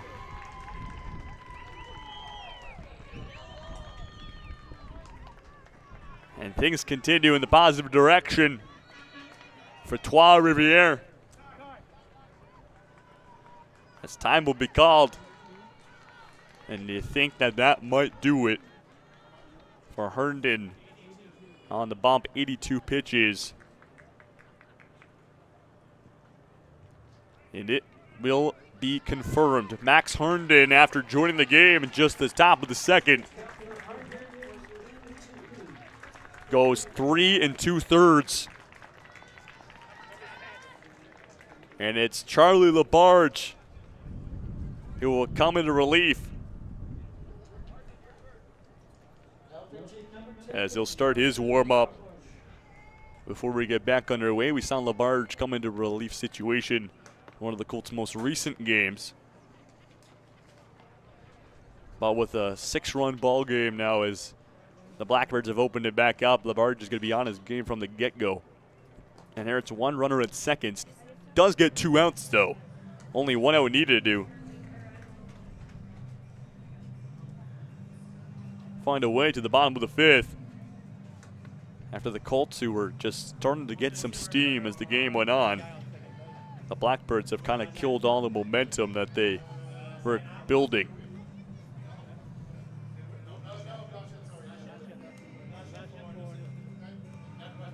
And the 2-out pitcher rule will come into effect here as Nocido will head back to the dugout, and it's Joey Blanchette who is the last out. He will head to second.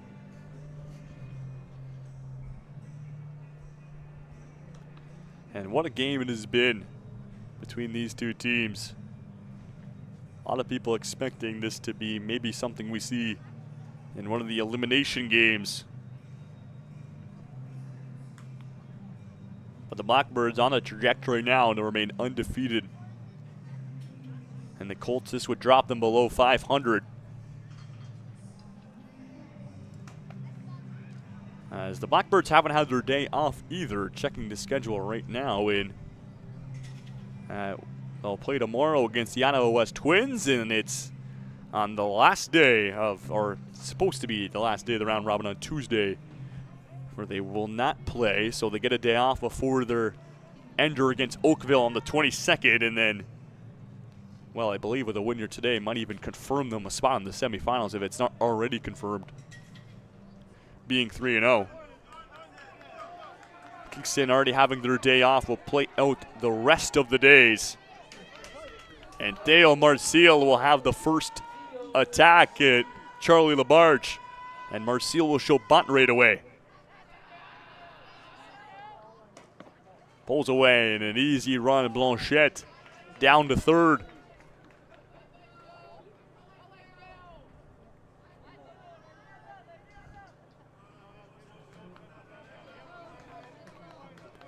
Marcial 0 for 1, had a walk his first time he was here, and then a ground ball to the shortstop, his most recent.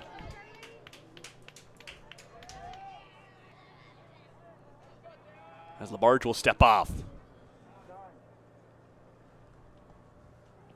And take a moment here to I'll call Casey Cunningham over to him, get on the same page.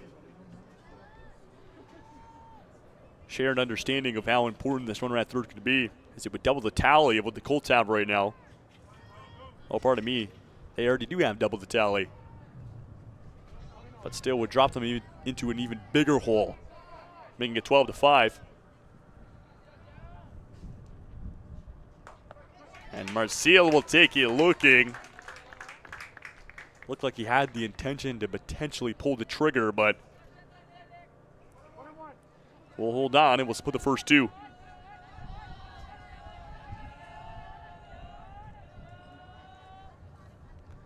Breaking ball off the glove of Labarge, and that will die on down. Gotta be quick, and it is quick enough. As Marcial will be thrown out at first. And the Colts able to save a run before it comes around. And that will do it to the top of the 5th inning. It's 11-5 for the Blackbirds. And the Colts, who had 2 in the last inning, would like something like that again. Bottom 5 when we return here at Cricket Field.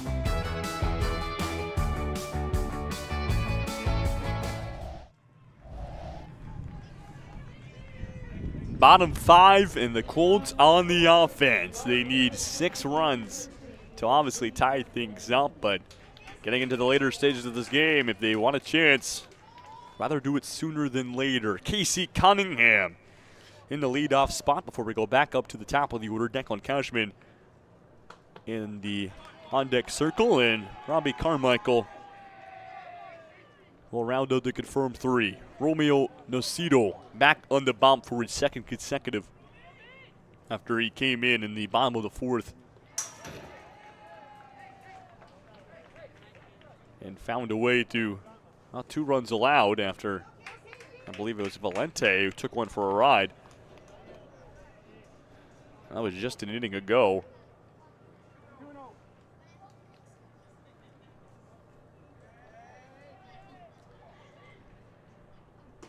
Two out to Cunningham, and we'll take one on the inside for a strike. Cunningham behind the plate for this game after Valente started in the catcher's role, but Cunningham, who we often do see with the catcher's gear on, has moved. That's one fouled as it's pulled off the first baseline. Will bring us to 2-2.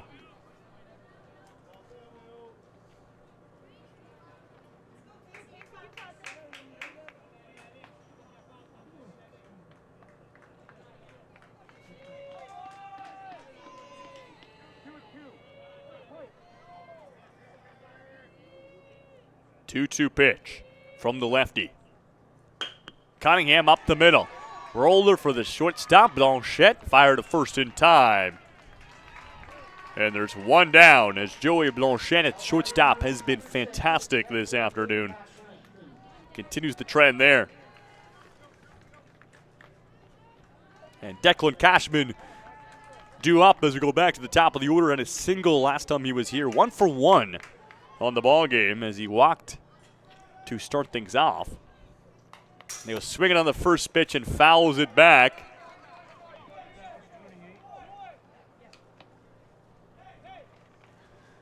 For a quick strike.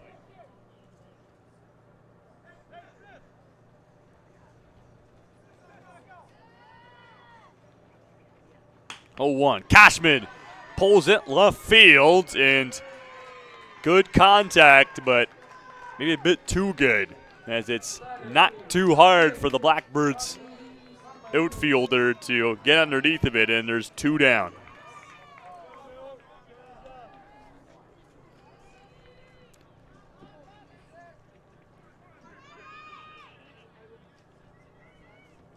And here's Robbie Carmichael. It's strike 1 on the off-speed pitch from Nocido. Looking to retire the side in order, as there are already 2 quick outs. And he freezes him up there with a beautiful pitch. And he's got an 0-2 lead as he's thrown 2 off-speed pitches, a beautiful breaking ball in the last one. We'll see what he goes with the finisher, the 0-2. And it's ball 1 as he goes back to pretty much the same pitch he's thrown for the first 2. Just misplaces it. Carmichael got to protect. 1-2 pitch. And he pulls it foul to stay alive.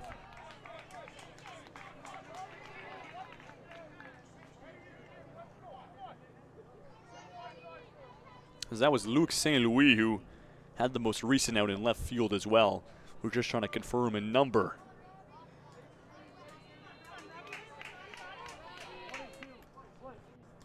Let's go back to a 1-2 after the most recent foul ball from Carmichael. And it's ball 2 to keep him there. Carmichael 0 for 2 on the ball game. Back-to-back strikeouts. Trying to put a fork in that trend. 2-2. Underneath of it. Launches this one to deep left field. Bye-bye baseball. Robbie Carmichael sends a bullet beyond the back fence. And it's a solo shot to make it 11-6. As he's awarded with the Colts cowboy hat. And it's a no-doubter for Robbie Carmichael, as the center fielder, Samuel Gaultier, didn't even give it a second look or an attempt to make the grab. He knew that was gone.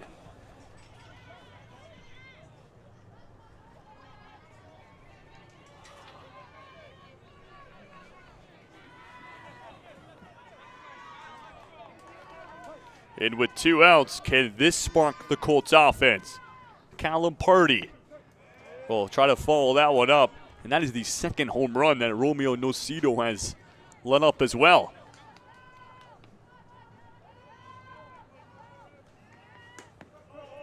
And 0-1 turns to 0-2. Strike on the outside. And Nocido trying to make quick work after that home run to put a stomping on that momentum. 0-2. And it's ball 1.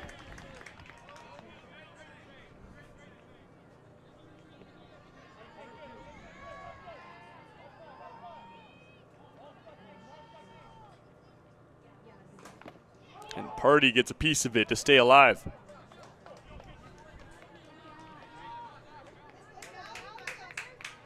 Purdy started the game with the mound, did not have an inning he would have liked. So gets pulled from the game and trying to flip around his performance. Holds off for ball 2.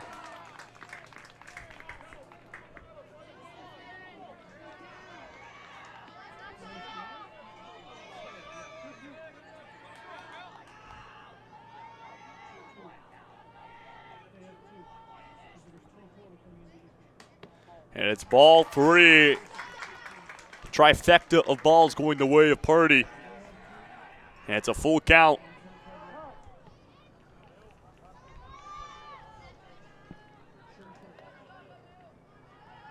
As he's battled his way back into it.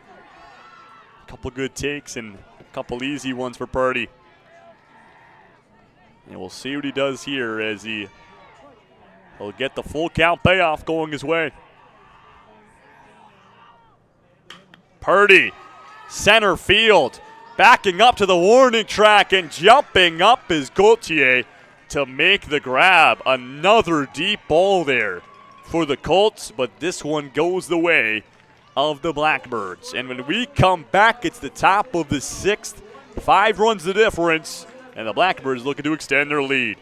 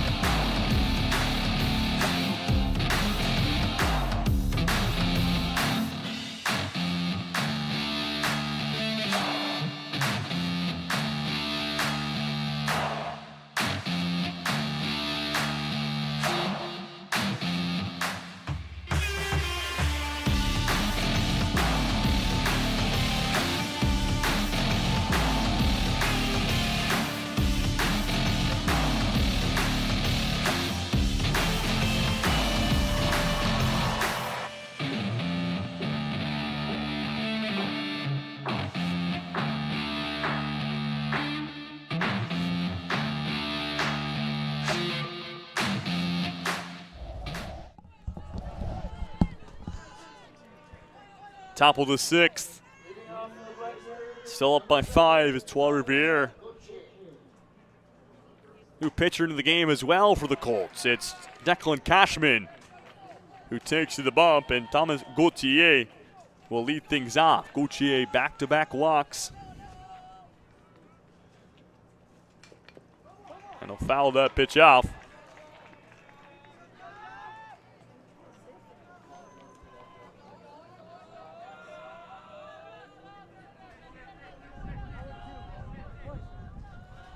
I'll go 0-2. Cashman looking to start his afternoon off strong, and he gets it with an awkward swing from Gauthier. Tossed down to first. Purdy will be able to reach over and make the grab for a leadoff out.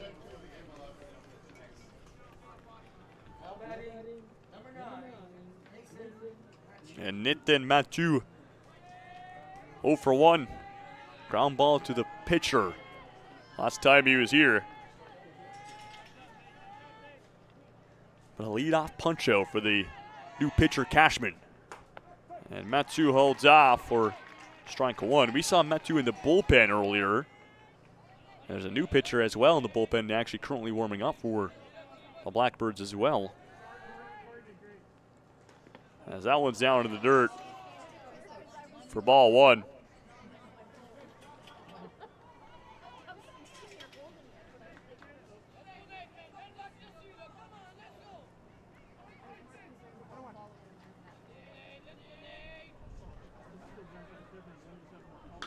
Mathieu pulls this one, fair ball, and it will skip on past Charlie Herndon as it's perfectly placed down the third baseline for a single.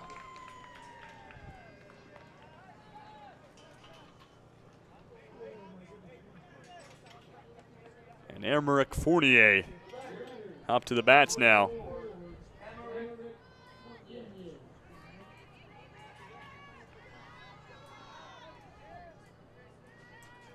Fournier 0 for 2 with 2 strikeouts in this ball game. He'll show bunt, and that's in and out of the glove of Valente, and Mathieu will slide in there for a stolen base.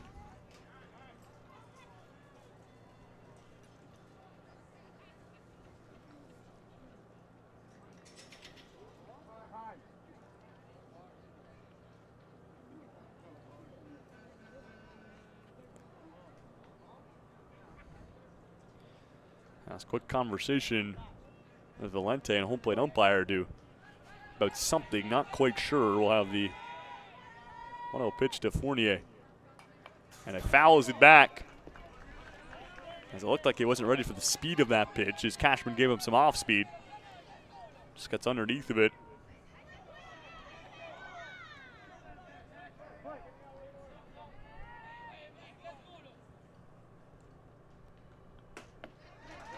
And strike 2 as Fournier takes a wave at it.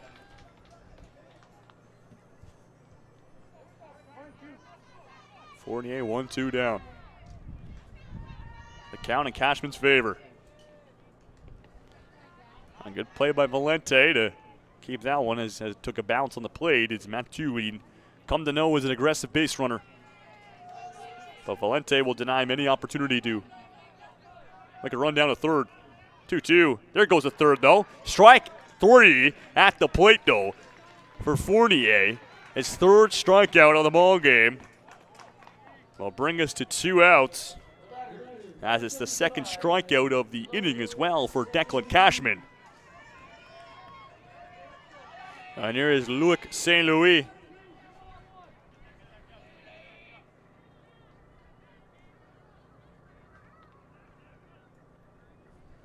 Looks to show bunt, places it down as it dives in front of the plate, and it's Cashman who makes quick work of that one as he tosses it down to first, and Mathieu will be denied of a chance to score.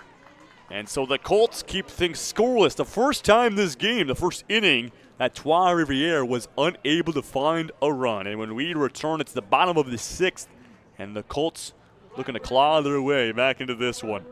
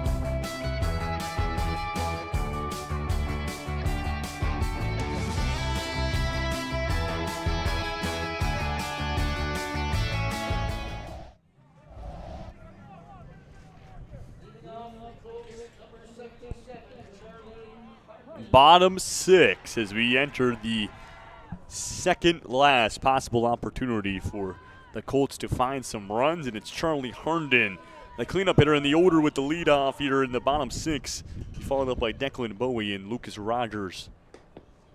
As I'll say, ball 1 as Romeo Nocido back on the bump for another consecutive inning here.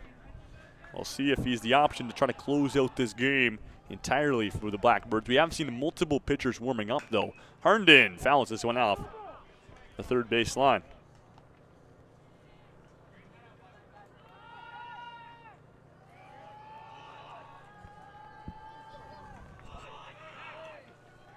Herndon, we also saw him warming up in the bullpen, getting his arm loose. We'll see if he's an option for the Colts when they get to the top of the 7th inning. As a breaking ball on the outside for strike 2. As it freezes up Charlie. And we'll have the 1-2 pitch. Herndon lifts it in foul territory. Looking for it is Marcial, a first baseman, but won't have enough real estate there in front of him to make the grab. So we'll remain with 2 strikes on Herndon, who singled earlier in the ball game. Love to find something like that again. Here's the 1-2. And it's ball 2.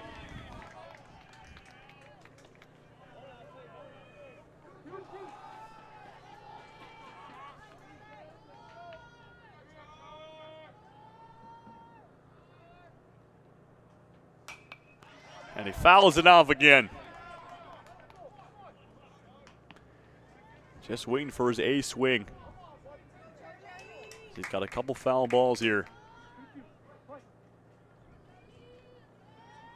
As we go back to a 2-2.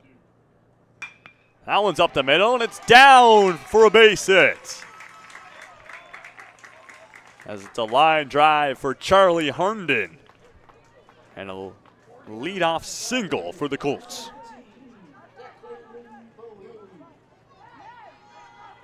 As Declan Bowie, 1 for 2, singled the first time, and ground ball to first his second time. Bowie has been very successful at shortstop too, after he made a bit of an error on one of his first plays, but since then has cleaned it right up, and he's first pitch swinging, bounces through Nocido. Can he recover? Gotta be quick. He got him in time.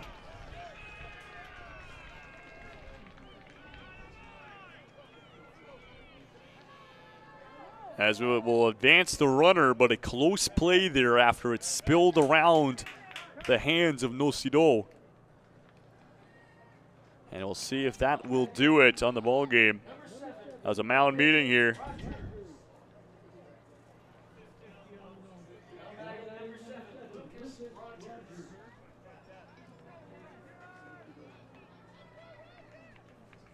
And that will do it for Romeo Nocido.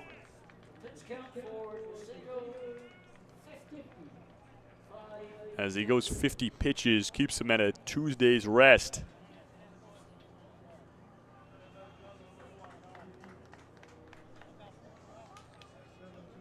As it'll be Samuel Gauthier to the mound to come in relief. Started in center field, but now his new task is to close out this ball game. Inherits a runner at second and 1 out.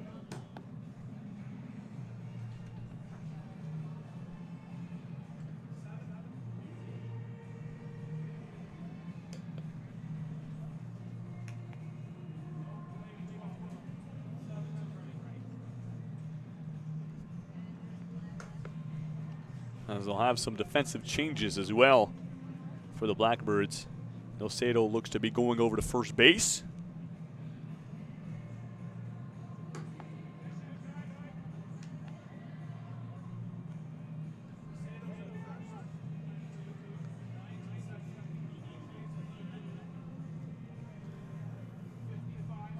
And out in center field is Dale Marcial. That's where Gaultier once was, and Lucas Rogers will be the first opponent for Gaultier. In the batter's box, and we're back underway.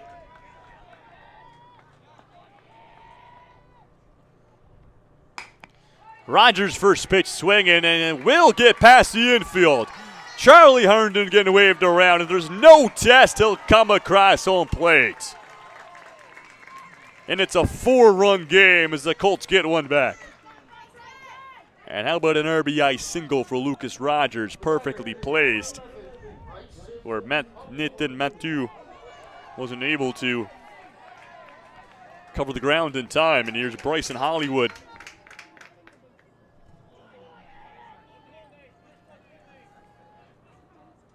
Hollywood likes the first pitch, takes the first strike. Hollywood 1 for 2. Last time up, fly ball to center field. His first time had a single. Hollywood, fair ball, in and out of the glove of the third baseman. Going to be a long throw, and it's out of the glove of Nocedo. So even if it was in time, it doesn't matter.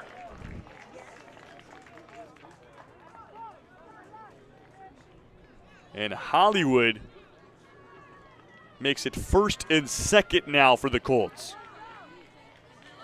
And there's Lucas Valente. Home run last time he was here. And it'd be a 1-run game if you can have a similar situation. Valente, that one's pulled through the infield. And the bases are loaded for the Colts, and tying run is now coming to the plate. As the hitting parade continues for the host team. And Charlie Labarge, 0 for 1. A walk his last time up. Has a chance to make a statement on this ball game.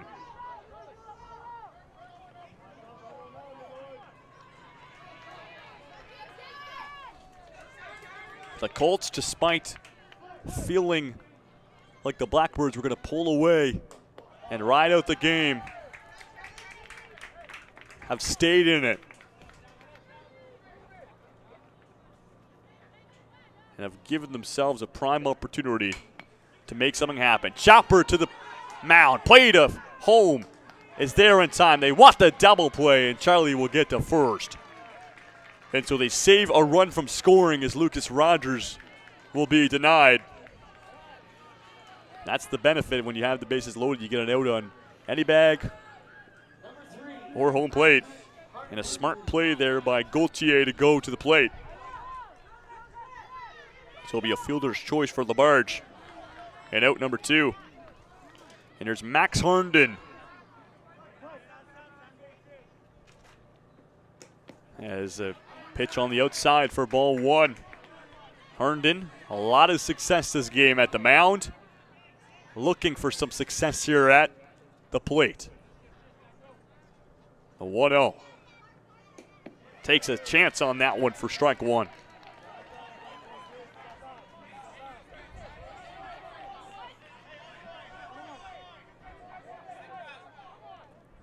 The 1-1.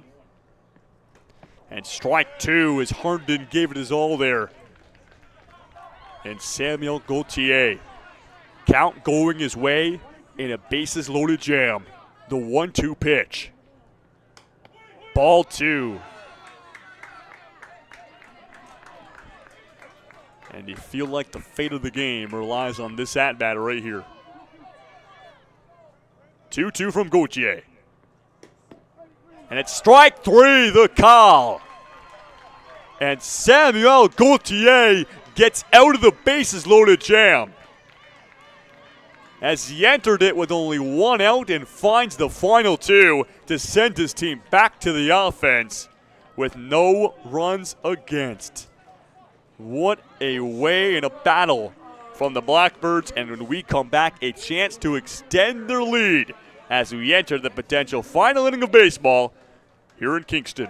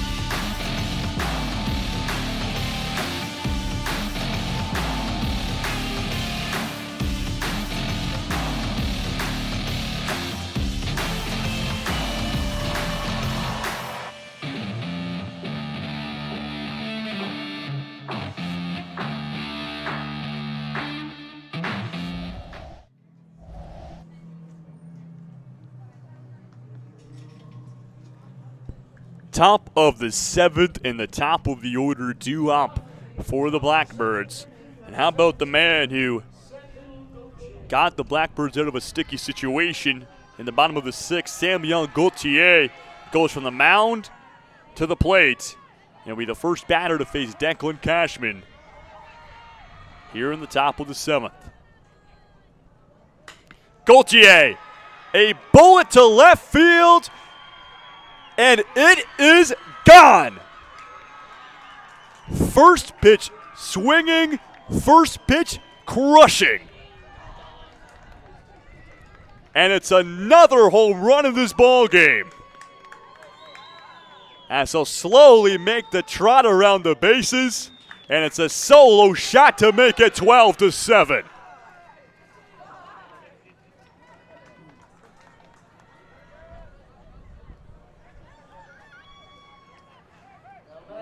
And in the first 9 games of the tournament, we had, I believe, 3 home runs. In this game alone, it's the 4th homer.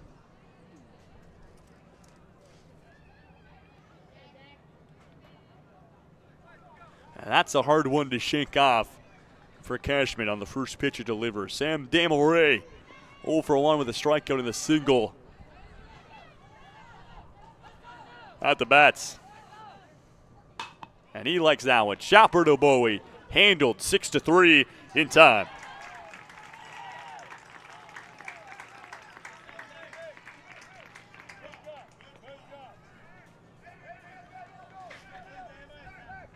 And there's Joey Blanchette. 0 for 2. Reached on an error, which I believe he scored on a couple innings ago.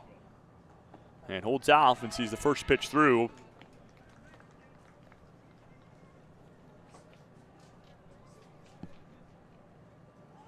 Here's the 1-0 from Cashman. And he likes that one, just underneath of it though, and we'll split the first 2 pitches 1-1. And so 2 more games today. Obviously the 2 o'clock game is the Orleans Red Sox and Oakville Whitecaps. 5 o'clock, the Ottawa West Twins in Cornwall. That's ball 2 on Blanchette.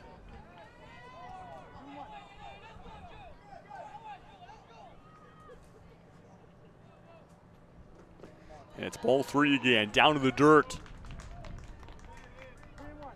As Cashman will look to regroup here.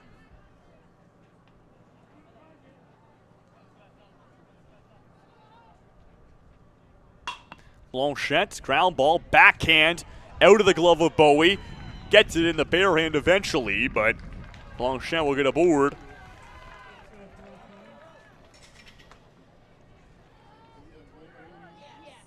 And there's Jaden Renault, the cleanup hitter, and a home run man, 3-run shot.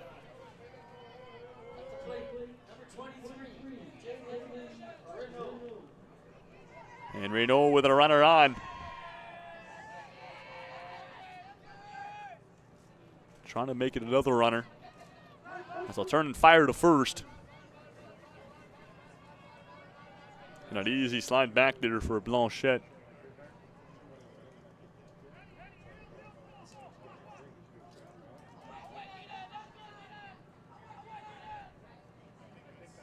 Oh, 1 to Renault. They'll turn and fire again. And he's safe with the slide.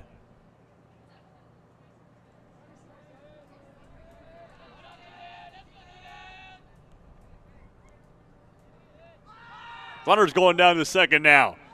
Throw down and safe in there is Blanchette as he'll steal base. And moves himself into a scoring position. That was a big storyline at the beginning of this game when the Blackbirds went the first 4 or 5 innings without a hit. It had 7 runs. Bowie, that ball hit to him, and safe and sound is Renault. Runner's coming home as well. The play to the plate. Safe is Blanchette. And both the calls go the Blackbirds' way, and it's 13-7.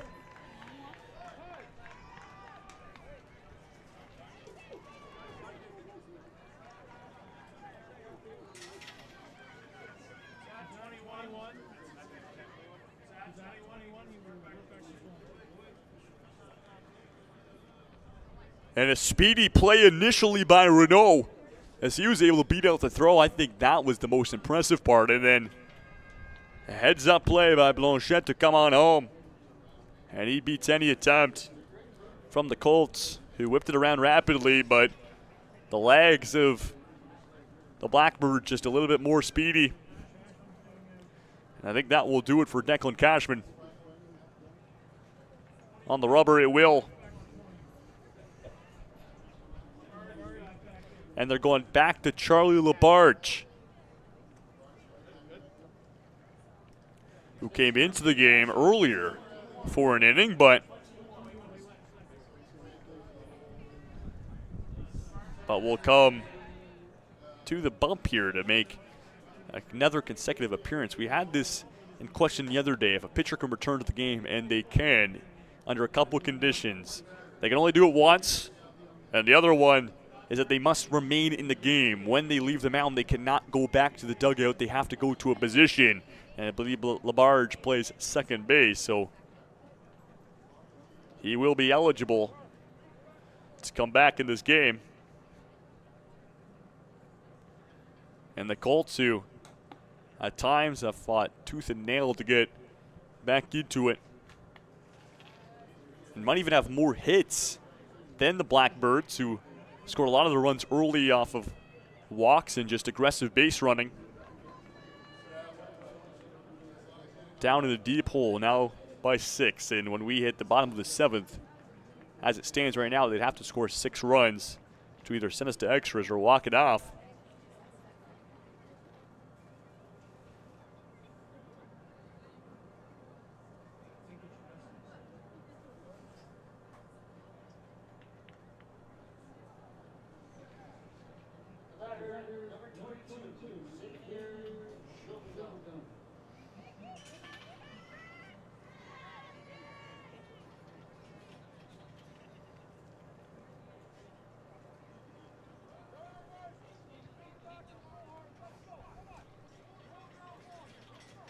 And so we're good to go.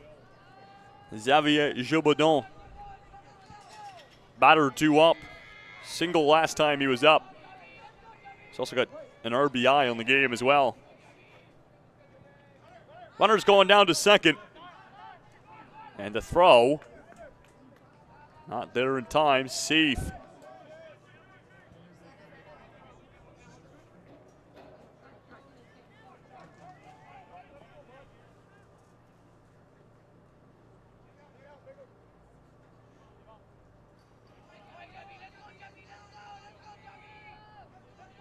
And Labarge will step off after a bit indecisive there on his decision if he wanted to throw down to second.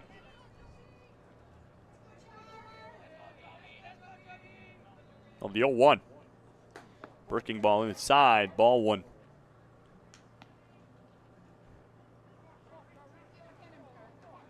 And the Colts, they've been up and down this entire game, momentum-wise. Nothing steady. Again, ball 2 on the inside.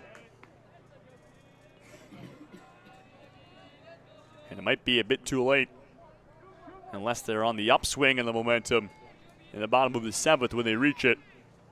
And Gilbadon chopper to the shortstop. Backhand held by Bowie. Fired to first is on the money. And they'll beat Xavier Gilbadon to first base to make it 2 down. As runner also extends to third.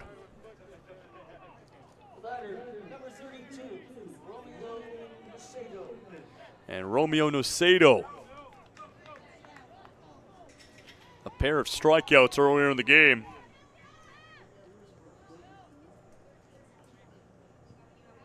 Have a chance to find his first hit of the game. Strike 1 swinging for Nocedo.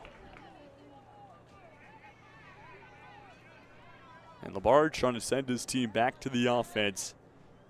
Well, they'll try to muster up something. The 0-1.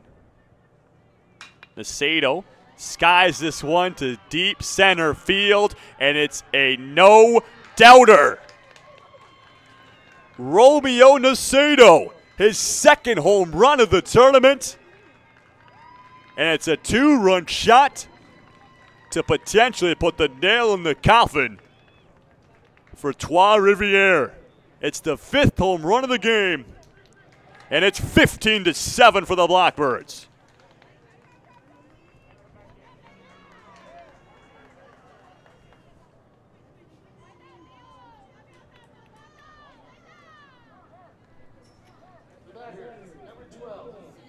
And Dale Marcel will have to follow that one up, as that was just skied to deep center field, and he just had a feeling that we've seen his power before, that was gone. High up to the mound and fighting the sun, Labarge will win it for out number 3. But the home run party continues. This one off the bat of Romeo Nacedo, and it's 15-7 as the Colts will need 8 runs to stay alive. And we'll find out if they can do it. Pull off the miracle when we come back.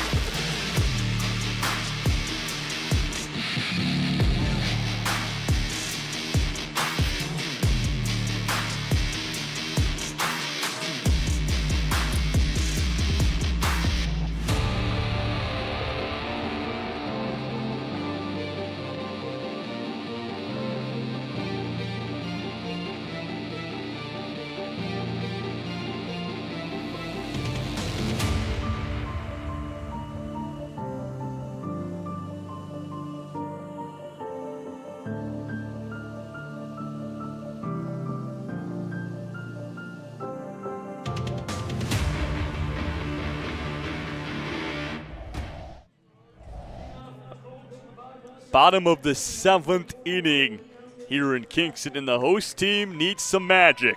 It's Liam Kirkpatrick due up to lead things off. Casey Cunningham in the on-deck circle as Kirkpatrick will foul that one off. It looks like he got a piece of him as well. Bit of a stinger there. And we'll have Declan Cashman in the hole.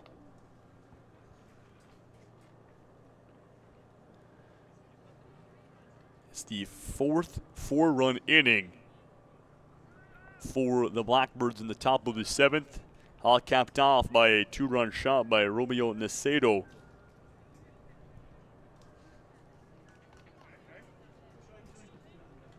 As we've had home runs from Samuel Gauthier, Jaden Renault, Romeo Nacedo, Robbie Carmichael, and Lucas Valente had the first one.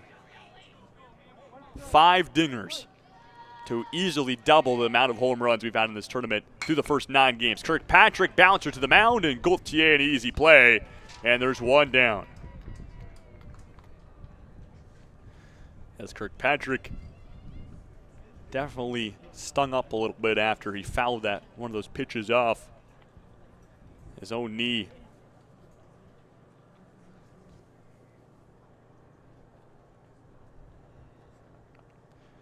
I just hope he's okay. He's still standing, but bent over right now down the first baseline.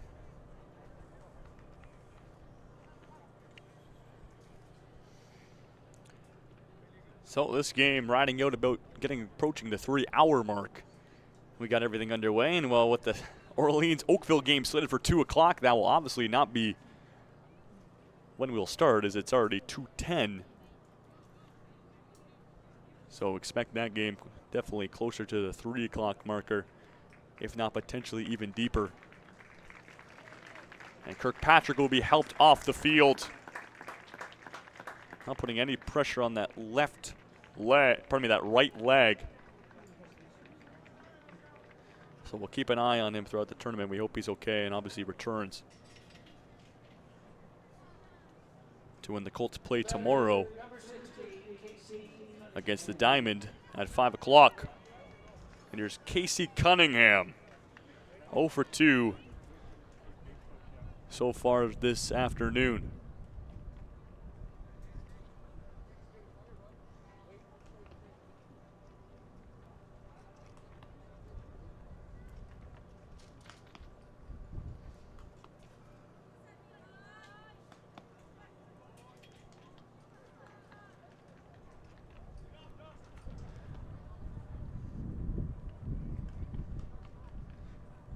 It looks like they'll just have a check in on Kirkpatrick and what's going on with him. Change in the outfield as well as Amaric Fournier takes to right field and Thomas Gauthier goes to the dugout.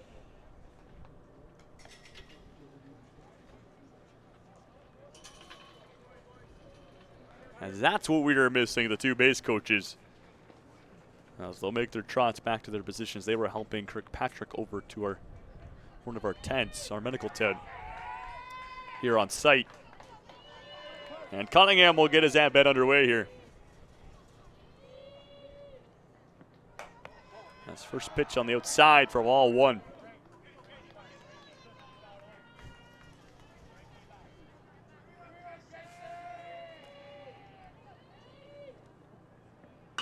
Cunningham in the infield, sliding play by Mathieu to keep it in front of him.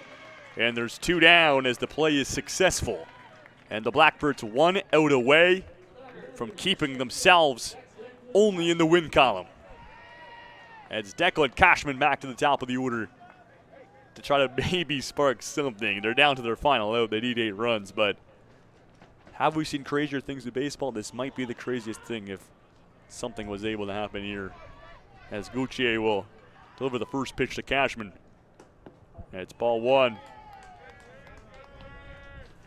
As we'll see Trois Rivieres tomorrow as well, as they face off against the Ottawa West Twins at the 2 o'clock game.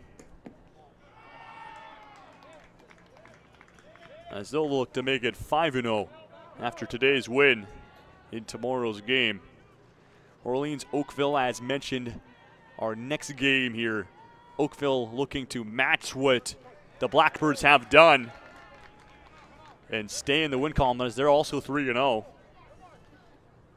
But with a win here today for Trois Rivieres, they will have the 1-up advantage. That's ball 3 for Cashman. And our 5 o'clock game, which I'm also guessing will get delayed, is the Ottawa West Twins and the Cornwall Rivieres. 2 teams looking to get a win in the tournament. So we'll have some close games today. It's a full count for Cashman. Chance to end the ball game for Gauthier. Here's the payoff.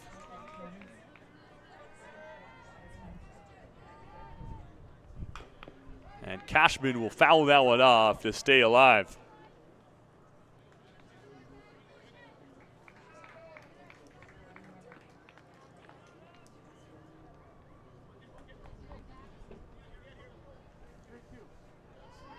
We'll go back to another payoff pitch here.